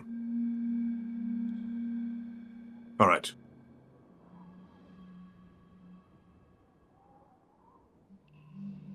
Is there one amongst your number that knows of this religion?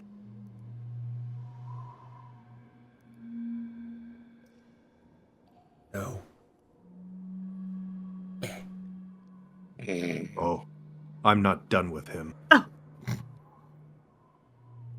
it in the bag, you'll I lose put it. my hand onto his skull, and I pump life into him as I cast Animate Dead, and he forms as a skeletal Duragar that is with me for the next 24 hours. Oh boy, this can't get So please describe that, Ian. So, Pez, you're kind of glad that Hamburger isn't around for once, because he probably would have been going after the bones. And if he had eaten one of the bones, it would have been really awkward, as everything around the corpse that Lakin had been talking to begins to coalesce and rebuild itself. The armor plate is still dented inwards, but there's no flesh to get in the way, so it kind of, like, the legs snap up first, with the knees upward, and it seems to kind of rise up from its down position, cracking the whole way until it flops forward, and joints and bones begin to snap back into their proper place. The head kind of lolling to one side, and the jaw just kind of twitching ever so slightly to snap shut again. Just in case we have more questions for later. Or distraction. Oh, yes, he'll be fine. In a manner of speaking, you understand. Yeah. I'm totally above board on all this resurrecting and ungodly abilities. Anyway, shall we? Yes. Is there anything else of use, perhaps, in this place? Is that dwarf with us still? No, he walked off once he found Oh, out this that is you were gonna going be to be fun. going and looking for Dwerger. He wanted nothing to do with it. This is gonna be fun.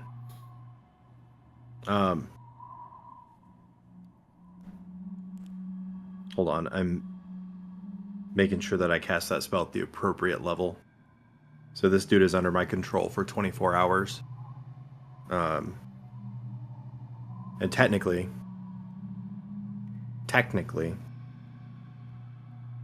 me casting Animate Dead at higher levels I have 2 more skeletons that walk out of the rubble with me.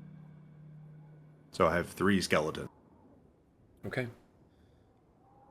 There's a bit more of a clamoring ruckus as the other 2 are not quite as unearthed as your first one. They are animated, they're still just kind of trapped. I will direct the other skeleton. Free your brethren. Goes over and starts to grab and move things out of the way. Take him another 5-ish minutes to pull the others free, but you don't have to get your hands dirty anymore. Yes. All right. Is there anything else the 2 of you are doing other than, building a family? Is there like a... Well, no, if it's a forbidden religion, then they wouldn't be openly practicing it at the church, where it says, "He is risen, the crawling one." No, probably not. Probably not. I'm just gonna watch the skeleton crew boogie on by. Skeleton crew. All right. True friends raise a family together. And listen, I am a necromancer.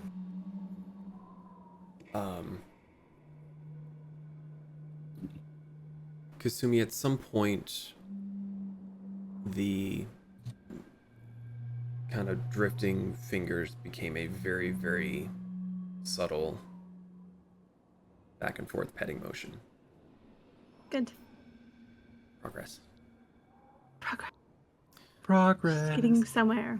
Scoreboard. Mariko, Mm-hmm. make a perception check, please. Perception.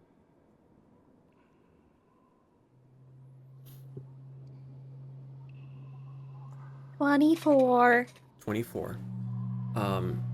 So that will be your just kind of overall surveying of the area. If you wanted to look, were you wanting to look at anything in like closer detail while you were doing it, or are you just keeping like generalized look around? Generalize. Okay. So you do a perimeter walk. You have the one entrance that you would come through with Lakin. You have a walkway to the, mostly to the south. You can see that the cobbled pathway goes that direction, but it begins to kind of curve towards the west, so out of your view. You continue in a counterclockwise motion around the outpost, and you see that there is a hole in the wall, carved much like the first pathways that you had entered when you first came into this hellscape. And maybe 15-20 feet past that hole, you just see crap. Not like crap, but like chairs, boxes, rubble, detritus that looks to have been put there. And you can smell a faint, musky, nasty. It's not quite rot or death, but there is something foul coming from that direction. That tunnel seems to go eastward. Continuing around, you get to a northeastern pathway. Cobbled stone looks like it's meant to be there. Circling around from there, another minute or so goes by, and you're back to the main entrance that you would come through with Lakin. So there seem to be 3 pathways intended. 2 of them are on the low wall. The one is on the high wall where you would come from with Lakin. And then you have the one that was made by likely this creature and has been barricaded.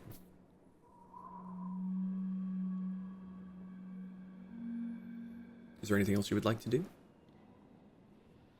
She's gonna multitask and try to see if she can remember how she looked before pink.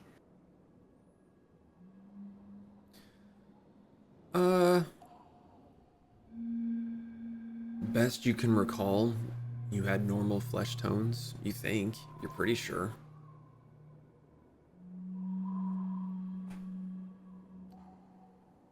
God, I hate my shitty memory.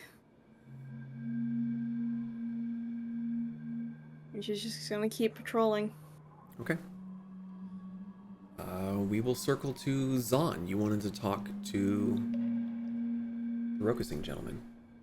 Yes, Halamir. Halmir. Yep. All about 2 A's. 1A. 1A. I guess it's closer to Halmir. Sorry. Ow. I just want to walk over and ask what he's doing, because I can clearly see him writing stuff. Gonna greet him traditionally. What's up? Hey, friend. Boom. You walk up to him and kind of plop down beside him, and he shuffles to the side, not in the sense of like trying to get away from you, but to give you a little bit more room so you have a place to sit as well. He recognizes you as a countryman, and as you're peering at what he's doing, it looks like a map. Some of it seems to have been done by a very, very, very talented hand, and there are markings all over it that's very, very much not talented hands. It's scribbles and markings and X's, circles, big areas scratched out. He seems to have been using this found map to map out the area. There's a lot of tunnels that are completely scratched out. There's other ones that seem to be very, very crudely drawn on there by some other hand than the original map maker. That's what he seems to be doing at the moment, is studying this. So what have you managed to find or not find? He lays the map down across his thighs and keeps his right hand on it so that he can point with his left so that you can actually see. And he points kind of to the middle to around a circular space. This is where we are at the moment. Best I can tell, northwest of here is a mine. Northeast is the main city. Big fuck off place. I don't have the greatest eyesight down here, but even I can tell that that's a place full of death. And just by the smell of it, I'm going to assume that that's where that big bugger is. It's okay, I can't really see very well down here, is there? None of us can, really, except for that half-orc. And the halfling. The halfling's really, Wish really I could good. say that. Yeah, I wish I could say the same. Everybody apparently can see down here, but fucking me. You hear from your left, a slightly smaller voice, very like Pez energy. It's like, sucks to suck, mate. Who was saving you again? You don't have to look up very high. The halfling is standing beside you, like, not sure when he got there. Yeah, well, I've survived just fine. I've been helping Haru with the map, so. But I think he appreciates that. But it's all in good fun. Oh, of course. We're all sailors here. Well, he kind of looks over to where the women are. Some of us, anyway. Not so good on the dirty jokes. It's a shame. So is there anything of note that we might need to know about? The halfling leans on your shoulder now and reaches across and goes, there, and there. You all want to stay away from. There are 3 areas that are drawn on. 2 of them are to the southeast of where Halmir said that you were from. And to the side, you can read in Rokusing handwriting or language, nest and nest. And then further west of those locations, you see what looks to be, I don't even know how to describe the shape. 2 lines go up, widen out, skinny, widen out again, and skinny. And there's hourglass. Kind of an hourglass, but lumpy, not like Bad clear hourglass. shape. Bad hourglass, yeah. Apprentice hourglass. And there's a skull drawn on there beside the 2 points. And in that upward motion, it seems to be like little squiggles like waves or water of some kind. We lost a lot of our survivors there. And we lost Halmir's friend at one of these nasty places. So, definitely don't go there. And San just looks at the map. So if we want to deal with the creatures, the nests might be the best bet. I doubt whatever it is going to be happy if we end up genociding the young. Halmir kind of leans on his right arm on his leg. He kind of has a little smirk. It's like, define take care of the creature. God will smile. Wouldn't be the first giant creature about 100 times my size that have tried to kill me. And then I try to kill it back, and then all of us kill it.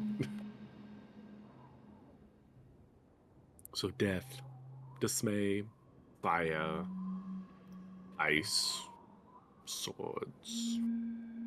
You know, traditional Rokusin welcome. Of course. Stories to be told. Legends to be whispered. The Zod just gets depressed as he's like, stories to be told. I'm like, yeah, but not to who I want to tell them to.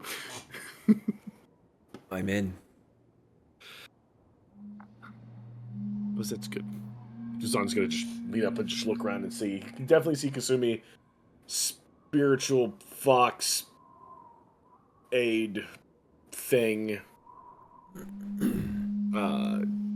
Guessing Mariko is not with an eye sight. Not at the moment, no. And God, no, there's no way. Those guys are still digging up corpses, asking questions. I don't know. You hear the falling of a rock. Ah, my claw. Alcohol while we wait. I'm sorry, say again? Alcohol while we wait. Why are you even asking? Good question. So I was just gonna pull his bag and just start fucking shoveling alcohol glasses out. Drink up, have fun. It's like, here's my version of therapy. You can't be depressed if you can't remember shit. And Zod's just gonna at that point just let whoever wants to drink and just wait for everybody to. Okay. So with that being said, that's where we're gonna take a quick little break. So we'll be back here in just a few minutes. We're gonna refresh ourselves, stretch our legs. So don't go too terribly far. We're gonna find out what these guys want to do when we come back.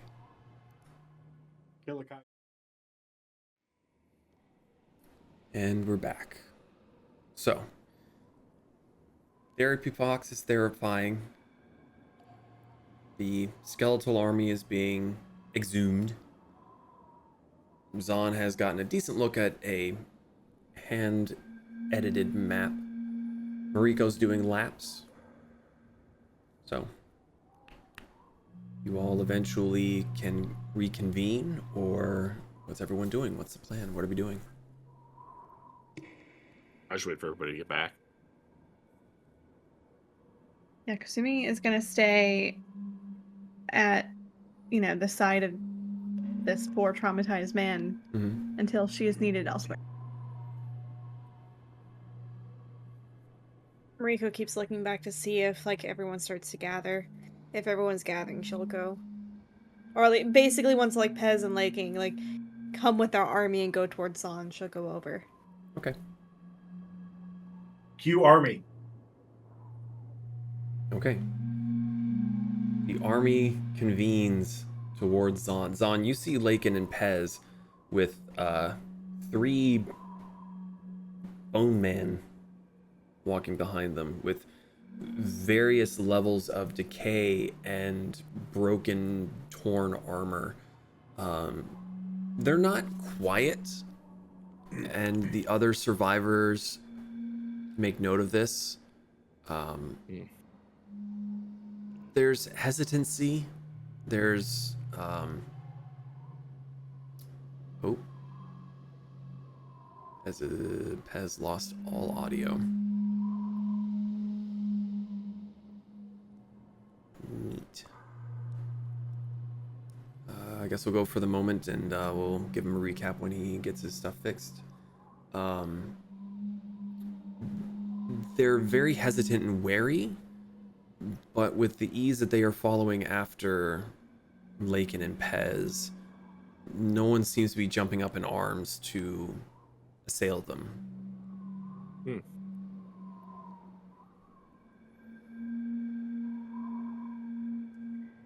Welcome back. Hello. You seem like you've been reductive. Yes, quite, actually.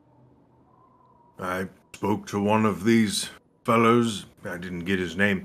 Not important.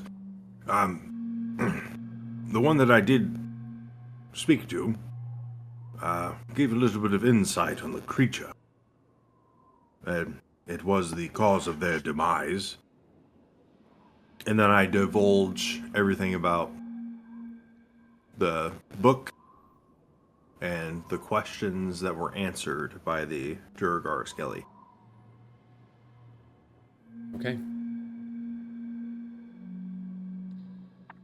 And Mariko's walking up to them now. Having seen and heard the skeletal army, you would have been getting back around the time that he's talking about what they discovered. Well, my friend here, Almir, has been doodling up a map with the help of... I apologize, I don't think I ever got your name. He's not standing there anymore. He disappeared at some point. The halfling was very nice. Oh, yeah, by the way, Almir, I'm Zahn. Sorry, very rude of me. It's alright. I don't even know half the names that are down here. I feel less bad now. It's only been a day. That one over there, and he points to where the day's man petting the fox. That one hasn't said a word. Period. He kind of looks down and back up. I don't even know if he's gone to the bathroom.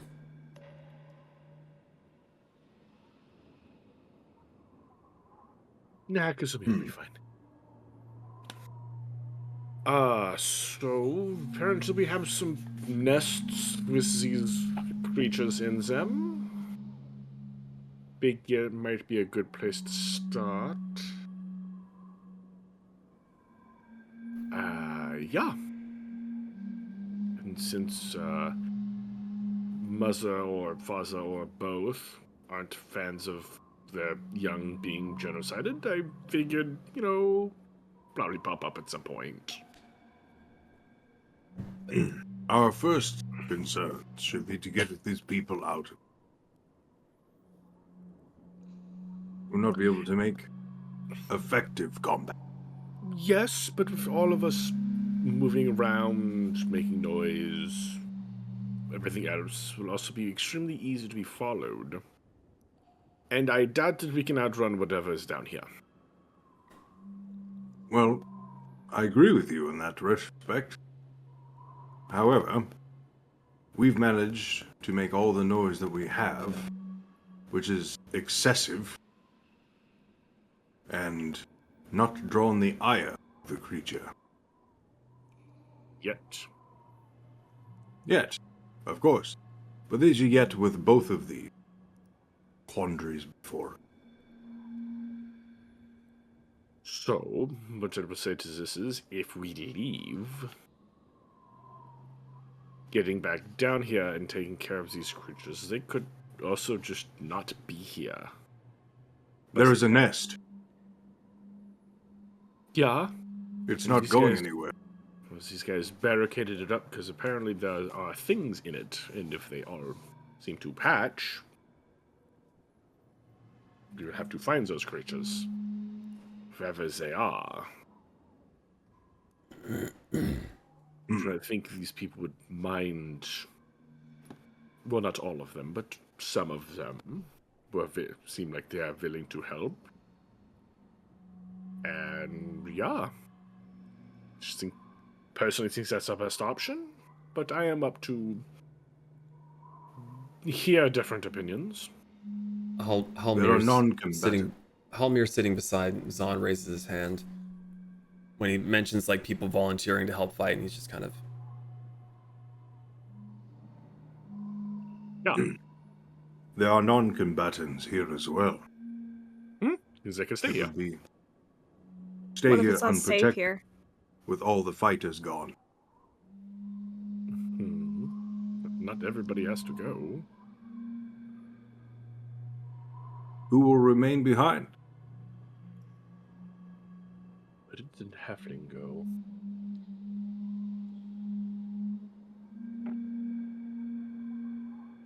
I don't know. Halmir, who do you think can stay behind and, protect everybody and stay low? I mean, I'm always itching for a fight. Can't speak for the rest. I just mean who can, if this group of people stays here. I think there is, Mariko, what is your, oh, no, I'm sorry. What is the elf's name again? Haru. If, Haru is here, that is one. Haru is a fisherman. He's not a fighter. Haru is one. Most of And- us here are sailors, fishermen, normal villagers. Yeah. Some sailors have the ability to fight. Some of us are in decent shape just from the work that we do, but he kind of looks around and his eyes linger on the half-orc that's been kind of quiet, sort of spitting off on his own. He's probably the only other one here that has a sense of fighting. Everyone else. So there's two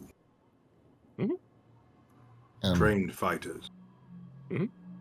what, Yes, but- what all I miss? I had rocks in my ears.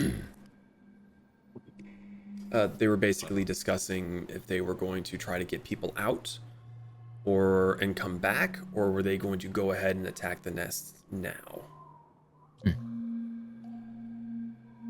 I say we should get everyone out of here, rest so we're ready for a big fight, and then come back. All right. Mhm. So I'll be the one to ask it. There's the way out. Back the way we came. We'd have to go through the water, and I can't get everyone to breathe underwater. Wait, DM, wasn't there that one area, it was part of one of the alcoves, where there was an opening up? It wasn't the one that we came in, but it was the midway through, like, in between, like, where we came in and here. You've wandered past Oh. 2 of those. Yeah. We can go back to one of those holes. I fly us up. I get us somewhere safe. Get Is everyone this where house they need to big go. enough for you to fit through? Hmm? With everyone on them? Are you right, DM? I legitimately don't remember. It was like a normal the normal sinkhole that we've been seeing, right? These ones are about the size of the tunnels you've been going through, not quite the size of the sinkhole that you initially came down. If you're talking about flying up as the Quetzal, you would not be able to flap. You don't have the circumference to fit. Could Well- climb, maybe?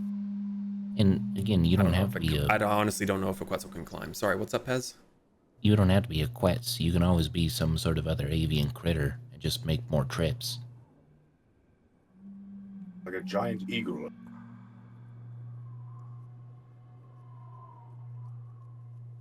This is up to you. You know my opinion.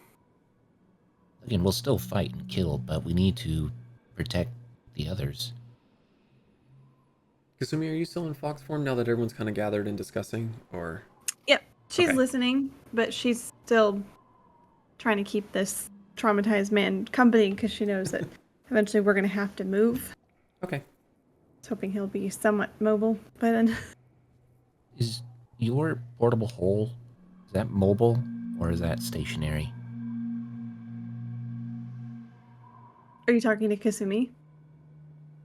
I think you But I'm had pretty a- sure you've described it before, and like how it works. So I'm just trying to recall. She's in fox form, so Oh, I She's know. in fox form, so she just kind of tilts her head and then shakes it. Okay. I take that as a yes on opposite day. god damn it.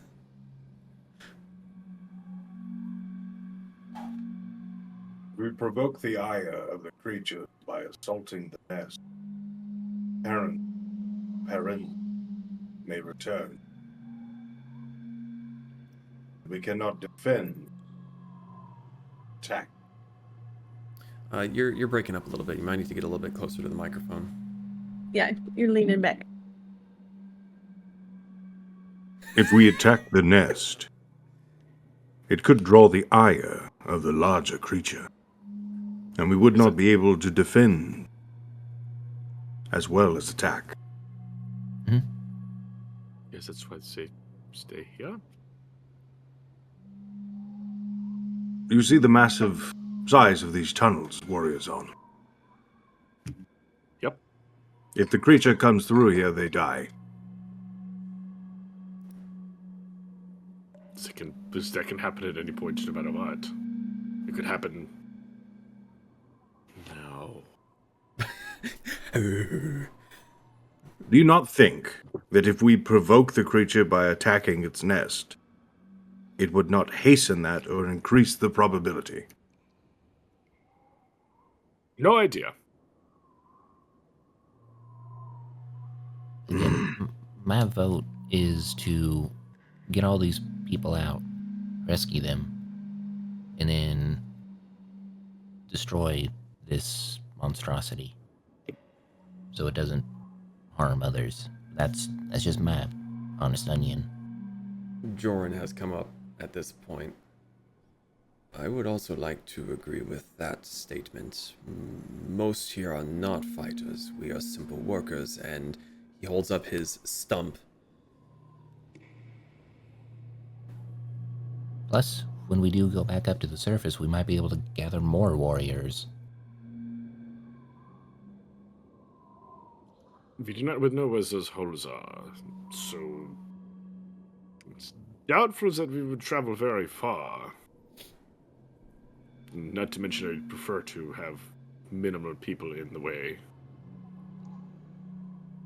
So then we should rescue these people so we have minimal people in the way. Yes. I agree, Warriors on. I will collapse this cave on all of us.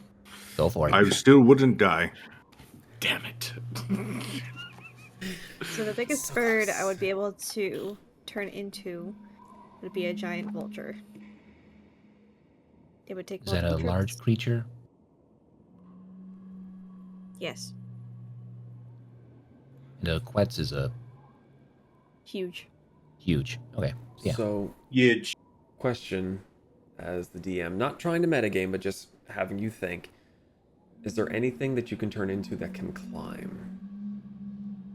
I was also trying to look at that, because Keeping in mind that just because you don't have a climb speed doesn't mean you can't climb. And aren't you also able to copy the critter of anything that you have seen or are familiar with? So that giant monkey man thing in the mountains, that was pretty big. Is that a beast? It was not a beast. Okay, never mind.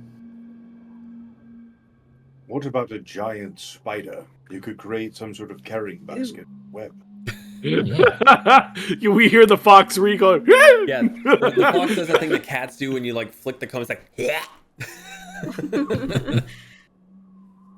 Yeah, I mean, you could turn into a tasty morsel.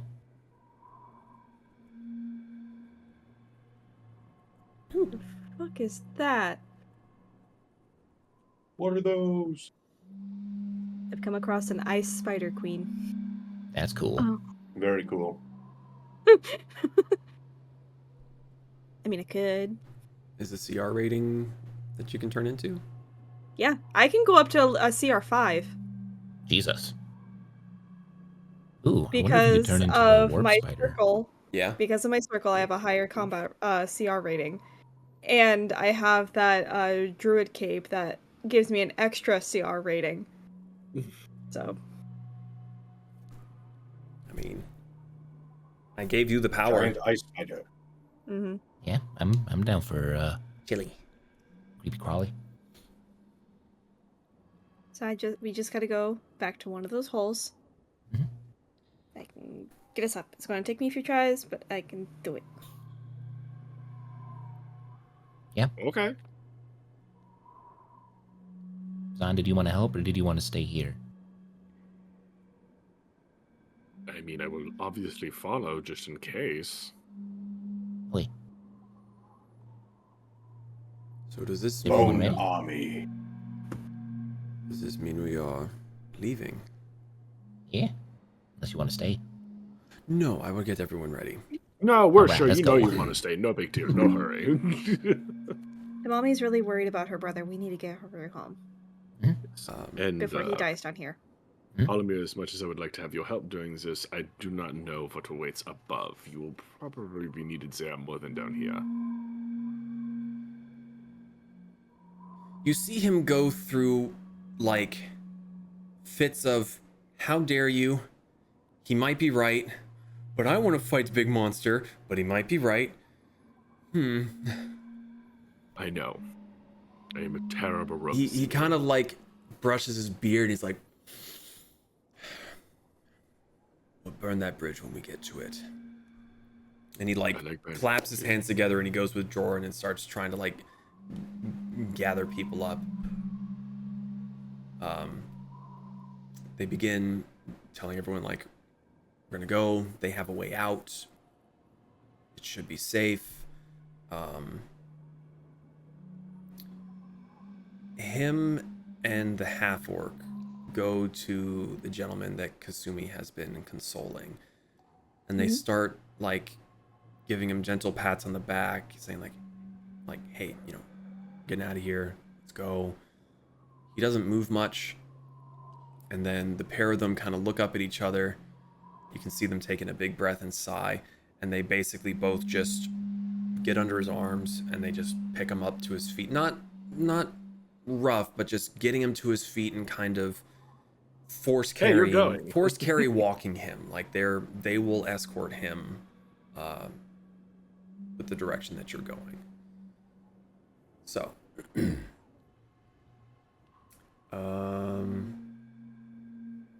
yeah. So we're heading to Sinkhole. Most of these people are dark vision seers, correct? Hell no. Okay, I'm going to cast There Dancing Lights. are, The dwarf, the half orc. and the halfling can see in the dark. Okay. So yeah, I'll cast Dancing Lights just to aid them so we can quicken this. Okay. Once Kasumi sees that the man is being assisted, when we prepare to head out, Kasumi is going to take the front and she's basically going to stealth ahead to kind of make sure the coast is clear. Foxborn? Yes. Okay. The bone army and myself will be in the rear of the formation. Okay. Heading back to the sinkhole just past the mushroom farm, or are you going to the sinkhole back by the flooded cavern? The closest one should be the mushroom one. Yeah. Okay, just making sure. Right, so you all head off that way. Doesn't take you long to get there. It takes a little bit longer to really leave, as they're, a few of them are being, doing their due diligence. They're kicking dirt on the fires. The one human woman that had been their cook, for lack of a better word, she seems to be fussing with the pink-haired girl, and they're both trying to grab stuff to bring with them, and then remembering that it's not their stuff, but at the same time, what if they get lost? And they're debating back and forth about it. And finally, the other woman that had been sitting kind of off on her own, she gets up, walks over to them, and gives us a stern, not so much a shout, but raising her voice and just like, telling them, like, stop being stupid. Go. And gets them hustling along. Eventually, they all form a line, following the leader, you know, fingers and hips, all that stuff. You get to the sinkhole. And now that you're able to be there and you're not rushing as quickly, you can see that the side of the sinkhole opens up into the cavern. There's a steep drop straight down. And you can see a couple 100 feet below, there's a flat area. Those of you that have dark visions on, you don't see shit, but what Pez is able to show Yeah, you rub it in, gets asshole. Well, I have to remind you.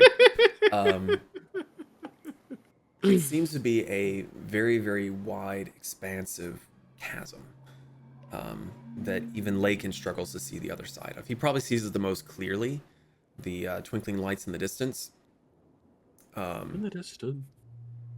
And Halmir calls out to Yuzan. "Was on." He kind of jerks his chin over the way. "That way's to the city." Thank you. Yeah. Makes a mental note, although he won't be able to see it.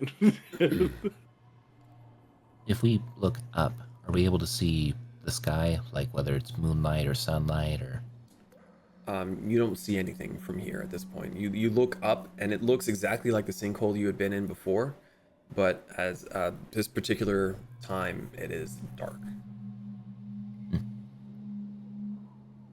Oh, also, before we forget, and by we I mean all of us, Goran, ladies, gentlemen who reside here, when you get to a town, could you please send word to, where was the city we were healing? What was they called again? Calm Waters? Sure. Send word to Calm Waters and let them know that the Tempests are currently dealing with their sinkhole problem. I can do that. Though, I think that place was quarantined. They may not let us in. Oh no, I'll that's get fine. word One as of best our, I can if I can. there's an associate there who should be on the outskirts of the town. If he's not slacking off. Yeah, his name is Tanaka. He'll be probably wondering where the fudge we are. He'll probably hope that we died. Oh, actually, probably just me, if being completely honest.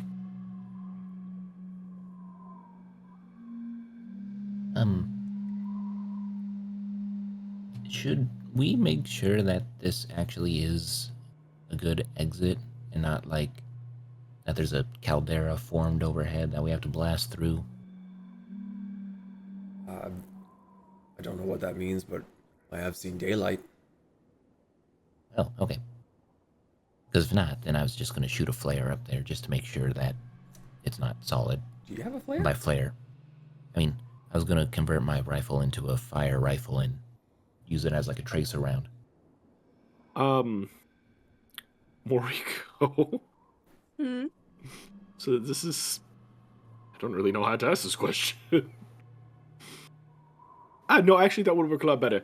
After you turn into a spider, I am going to touch your butt and cast light on it so that the people holding on can properly see. Would you prefer to point it up or down on the people? Because if it's gonna be pointed up, it needs to be my forehead. Well, no, you can see just fine. I want them to be able to see you, so I will touch the large... How Thorax? about just a back leg? Sure, whatever words that is, the large round thing where the butt should be. Figure that would probably be better for them, since you'll probably be just fine. Okay. Fantastic. She's so done with your shit. I'm trying to be a dick, I'm just like, if I don't, the DM's also a dick, so... You're You're mean not to wrong, me. but fuck you. How dare you be right? Okay, is everybody ready? Well, instead of turning your thorax into a giant flashlight, I could also just hop on board, since I'm Mo, and use dancing lights just to guide along. Inconsequential. Mariko, which would you prefer? I don't care. Because either you are a giant light bulb or you have an armed kobold. Kobold. All right.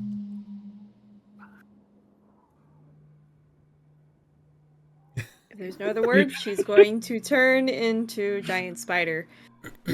Okay. Kasumi, you still fox form? For now, yeah. Okay. Just making sure. I don't know why I keep forgetting what form you're taking, and I'm just trying to keep like thematically what's going on. Okay, so Mariko turns into a giant spider. You hear a few gasps. Not all of them come from the ladies. But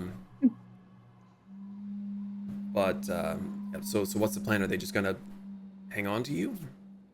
She's going to use the web to create like a kind of like a basket, Oh, like a hammock basket, okay. and like have it attached to her, and she's going to climb up. Okay. Use a leg to hold the basket. Puts the sailors in the basket, or it gets the worm again. That was a little. All right, fucked up I'm you go. sorry. All right. Yeah, you make the little. Like a wild shape for 6 hours. Yeehaw. How many people can I hold in my basket? What is the strength modifier of the spider? +2. +2. So It is a large creature. it's technically So it like gets powerful build. yeah. So it's like at least It's like double what the 1,200 normal. Yeah. So you'd be able to carry. Each person is roughly like overestimating 200 pounds. You'd be able to get 6 of them comfortably. So This is like a couple trips. yeah, like 2 trips. So Mount up. Okay. Whee! So while Mariko takes the first batch, Joran goes up, the women go up, Haru goes up.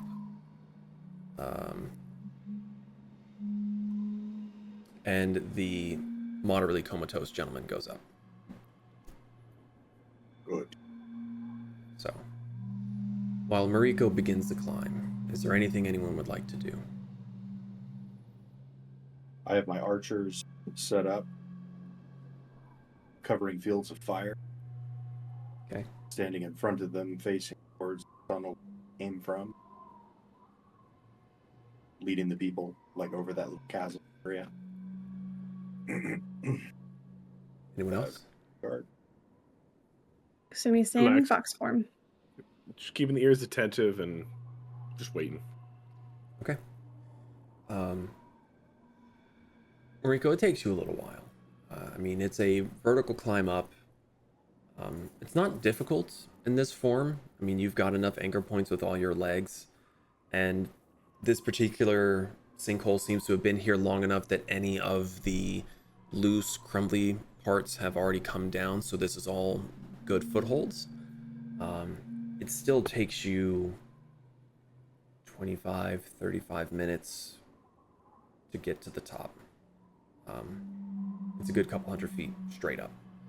But eventually you do get there. You're able to reel in the people. They all kind of spill out onto the ground. All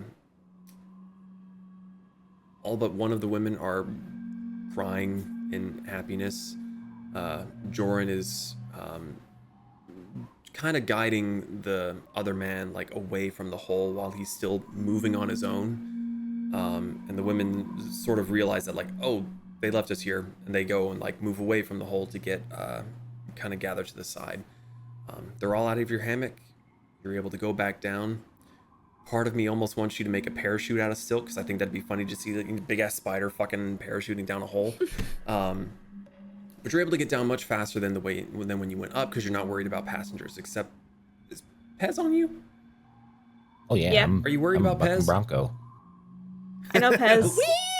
He's riding I've the seen spider down. Pez on his scorpion. I think he's good. That's yeah. fair. Yeah. That's Fair. fair. Well, she can just Yes. attach a web to the top and just slide down. Just throw a rope over, tie him down to your head. Just... Yeah, like what Kasumi was saying, just squirt some web and then Yeah, descend. she does the spider thing. She just drops from her butt. Yeah, I was just more making sure that I was making sure that Pez was actually there if he was like attached on and everything. No, yeah, I'm riding. Yeah, it's a lot quicker to Ride come cowboy. down. Soon enough, you don't hear her coming. There's just a spider there. Just kind of out of pink nowhere. spider. Big ass spider. Sumi's fur standing up. She's poof. Okay. Kasumi is climbing onto your back. She's going to go up on this trip. Okay. Are you going to be in fox form? Yes. Do you need me to hold on to you?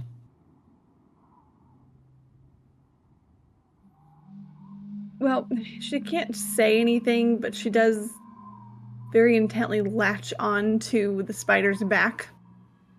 Yeah. If you need some extra grippy hands, I'm right here. She doesn't say anything. She just looks stressed. It's a stressed fox right there. Okay. The last of the survivors climb into the web netting. You make your way up. Make your Kasumi, do you hop off once you get up there? Yes. Yeah. When she gets up there, she is gonna go back into human form once she's off of the little hammock thing. And she's basically gonna post up and keep an eye out any potential threats Okay. around our survivors. Alrighty. So you make a perception check for me. That means you. Me? Okay. Yeah, you're posting up. On You're my keeping screen- watch. I know, but on my screen you pointed at Issa, so my brain just made that. Well, I mean, okay. To be fair, she's on the other side of the fucking screen. There. Okay. How's that? Does that look better? Like literally on my screen though, you were pointing at Issa, so I was like, okay. All right, me do a perception. If I can get D&D Beyond to cooperate. No. That is one happy kitty. Fucking splooted. So booba. Okay. Well, it was great, and then it rolled back over. 7. 7. Looks good. Looks clear. It's nighttime. The moons Yeah. are still out. There's a little bit of cloud covering in the sky that kind of makes it get darker every now and then. But it's that same deathly silence that you've been hearing ever since you've returned to your country. Yeah, she's still on edge. You're so on edge, in fact, you don't notice anything. Yep. Mariko, you go back down with Pez. The only ones remaining. Assuming you coming? No, I'm staying. I'm gonna keep an eye on them. Okay. Is that it? You're done? Got it? Okay. Okay. Okay. So Mariko, you go back down. The only ones remaining are Lakin and Zon. I'm gonna point at the two of them and point up. With your little hairy spider leg.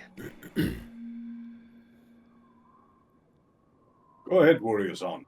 I'll catch up. Sure. Awkwardly does it.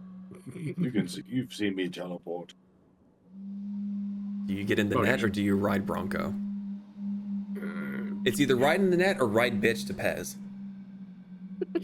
There is no in between. Get in the net. You're getting in the net? Nope. All right. In very short order, especially with the lighter load, you're able to get back up to the surface. Lakin, I'm assuming, is just hopping on up. I am not going. Oh. Okay. Let them do their thing. Okay. So, Mariko, you get to the top. Pez strapped to your bag is on in the netting. You get to the surface. You're all gathered. What would you like to do? Once everyone is like out and settled and safe, she's gonna turn back human and just. It feels like there's like the webbing on her skin right now, so she's just like. Icky. Did you wait for Pez to get off? Yes. Okay. Kasumi looks around the group. Okay, does anyone know where we are? Anyone recognize our I'm gonna look around to surroundings? see if I recognize. You make a perception check, and Jorn will be looking up at the sky. Okay. What'd you roll? 21. 21. Between you and Joran, you looking around at your surroundings, you don't see anything in particular that stands out landmark-wise. It's all kind of open fields. Nothing of terrible notice. It's like, oh, I remember that tree. I remember that rock. It doesn't look like that one sinkhole we saw on the way to Chunsu. No. Okay. Joran, however, is looking up at the sky, and he's conversing with some of the other fishermen, sailors, and all. And they all seem to come to a consensus. As I see you looking around as well, he comes over, and he starts to point and then realizes that he might be overstepping. I believe we are just southeast of the harbor. Not very far. We could probably... hold please. Like the harbor where the sinkhole was. Yes. I believe we might be nearer to Octopus Rock, but that is essentially right next door to Maple Sands, where we were consumed by the earth. Perfect. Then we'll have our heading. They need us to follow them? I would prefer to follow them in case they have any encounters with anything. Wait, where is Lakin? Where is he? Do you not follow? He is down at the bottom. Why? Why are you asking me? You act like I control what people do. You were the last one down there with him. He said he would follow. I mean, I could yeet myself down there and hope he catches, but if he doesn't, then he'll have no no. extra little skeleton. I'm pretty sure you would crush him and yourself. What is the terminal velocity of a kobold? I don't. All I know is I tried to catch a book from like 40 feet up. I don't want to do 100. I mean, D6 per 10 feet. don't we have some rocks or like some mine words that we can word to him? Or if we could just hurry and finish and, yeet ourselves back down the hole. I don't vote anyone yeet themselves back down the hole. I was meaning that figuratively. I would hope the spite up would be. I think we should wait maybe 5 minutes just to see if he is going to come back up here. Holy. Okay. Lakin, the pinkish blue ice spider queen Mariko, left with Pez and Zon. What are you doing? I'm going to tell my skellies to guard this area against threats unknown to them. And then I'm going to go back across the chasm down to where. Sorry, can you get a bit closer to your mic, please? Sorry. No, it's all good. You were doing good I was until that talking last bit, and I didn't beforehand hear from it. there, and it's fine. I'm going to go back to the tower that's underneath the ground, Okay. and I'm going to, having seen the map, go to where this barricade is. Which one? There are The three. one for the net. It would be the closest one. Okay. Okay. So you head towards the barricade. Mm-hmm. Cautiously, I want to evaluate the structure to see if anything has changed, if anything has tried to break through it. Having not seen the barricade before, it's difficult to tell if anything new has occurred. Make an investigation check for me.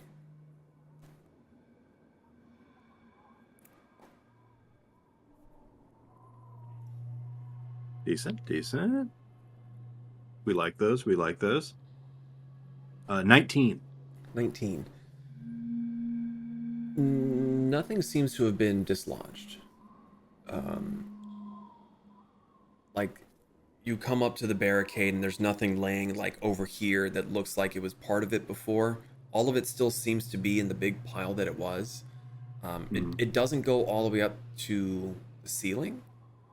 It seems to have just been something hastily built to basically buy them time. If they heard anything fall, and actually with that 19, you would see that there are some very specifically placed bits and bobs that if it is disturbed, in theory it would fall and make noise to alert them that something was coming through, and those things seem to still be in place. Okay. And how close to the other tunnel? 100 feet. Ah, easy day. First step. Okay. Do you go to the one to the north or the one to the south?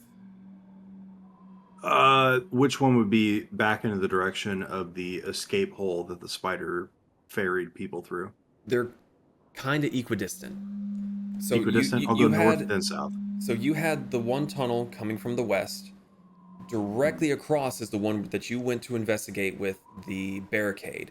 And on that same side as you, there's one to the north and one to the south that are about the same distance apart from each other. So this outpost was kind of like a weird Y intersection, and this extra one was the dug one. I gotcha. I'll go north, then south. Okay. So, going north, the cobblestone path curves along, going relatively straight. You see an entryway to your left that seems to be wide open. And then you get to what looks to be like a perpendicular path. Goes to your left and to your right. To the left, nothing. To the right, the barricade. Okay. And similar circumstances, it doesn't look like anything's broken through or climbed over. Right. This one seems to be a little, what's the word? Less materials used. It's a bit further away from the outpost, so it would require more moving versus the one that was right there. So it is still there, and there are still the little trigger noise traps, but it's not as high and it doesn't look to be as well done. Okay. Then piff, paff, poof to the south. Okay. This one, the tunnel seems to curve pretty sharply and then starts going to the west. Roughly in the direction that you had been in initially, like before the mushrooms and everything. And there's a tunnel that splits on your left. Similar sort of situation as the last one. The barricade is there. It's about the same quality as the one to the north, where there's enough there to be a barrier that most things would have to climb over it and knock things over. But this one's also a little bit further away than the other ones, so the likelihood of the sound carrying is not as great, especially with the curve. But a similar sort of situation was used to try. Okay. I beat feet back to the escape hatch Mhm. that the spider used. I should get there relatively quickly. Mhm. My 3 skelly boys still there. Yes. They're- I give them mental instructions. Each one of them is to go stand in front of each barricaded tunnel. They'll be able to see it through my mind's eye. And they will defend that position from anything trying to go out of that barricade. Okay. And then poop, poop, poop, poop, poop, go up. Okay. All right. So it's been 5 minutes. And the He's plan dead. is Move I'm going on. to cannonball down. All right. Everyone ready? Yes, not my funeral.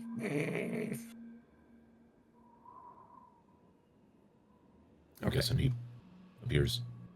Right around the time that you're joking about cannonballing, your big orc buddy just appears beside you. Oh, look, there he is. I've set up additional defenses down by the barricade. I Oh. apologize for making you wait. You know, we really need to work on your communication skills. What? You must jest. You tend to just vanish and do things without telling anyone in our group what you're doing. My apologies. My teamwork skills are lessened after being alone for so long. I tend to just do things. Yeah, Well- how could you, Lakin? Not talking to the group about doing things that are inappropriate. You're terrible. Really gotta watch that about you. My apologies, Lady Kasumi. Well, you either almost got left behind or convinced Pez to launch himself down the hole. Surely you Yes. would not allow him to do something so reckless. I can't stop him. He's slippery. I can, but I don't want to. It is his life.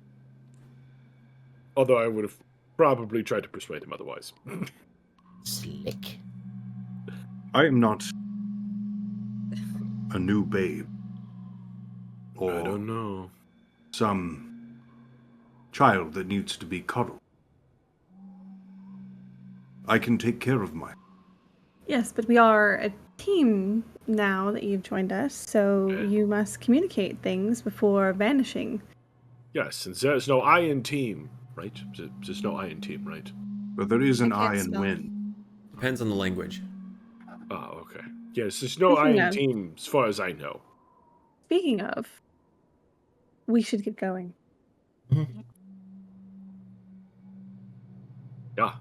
We were going to escort them to the harbor. We're a little bit south-ish of the first sinkhole we went down. Okay. Let's get moving. Okay. And we Yeah. waddled away. So, you begin leading the survivors back to civilization. And that's where we're going to end tonight. Oh, You said hour. It was an hour.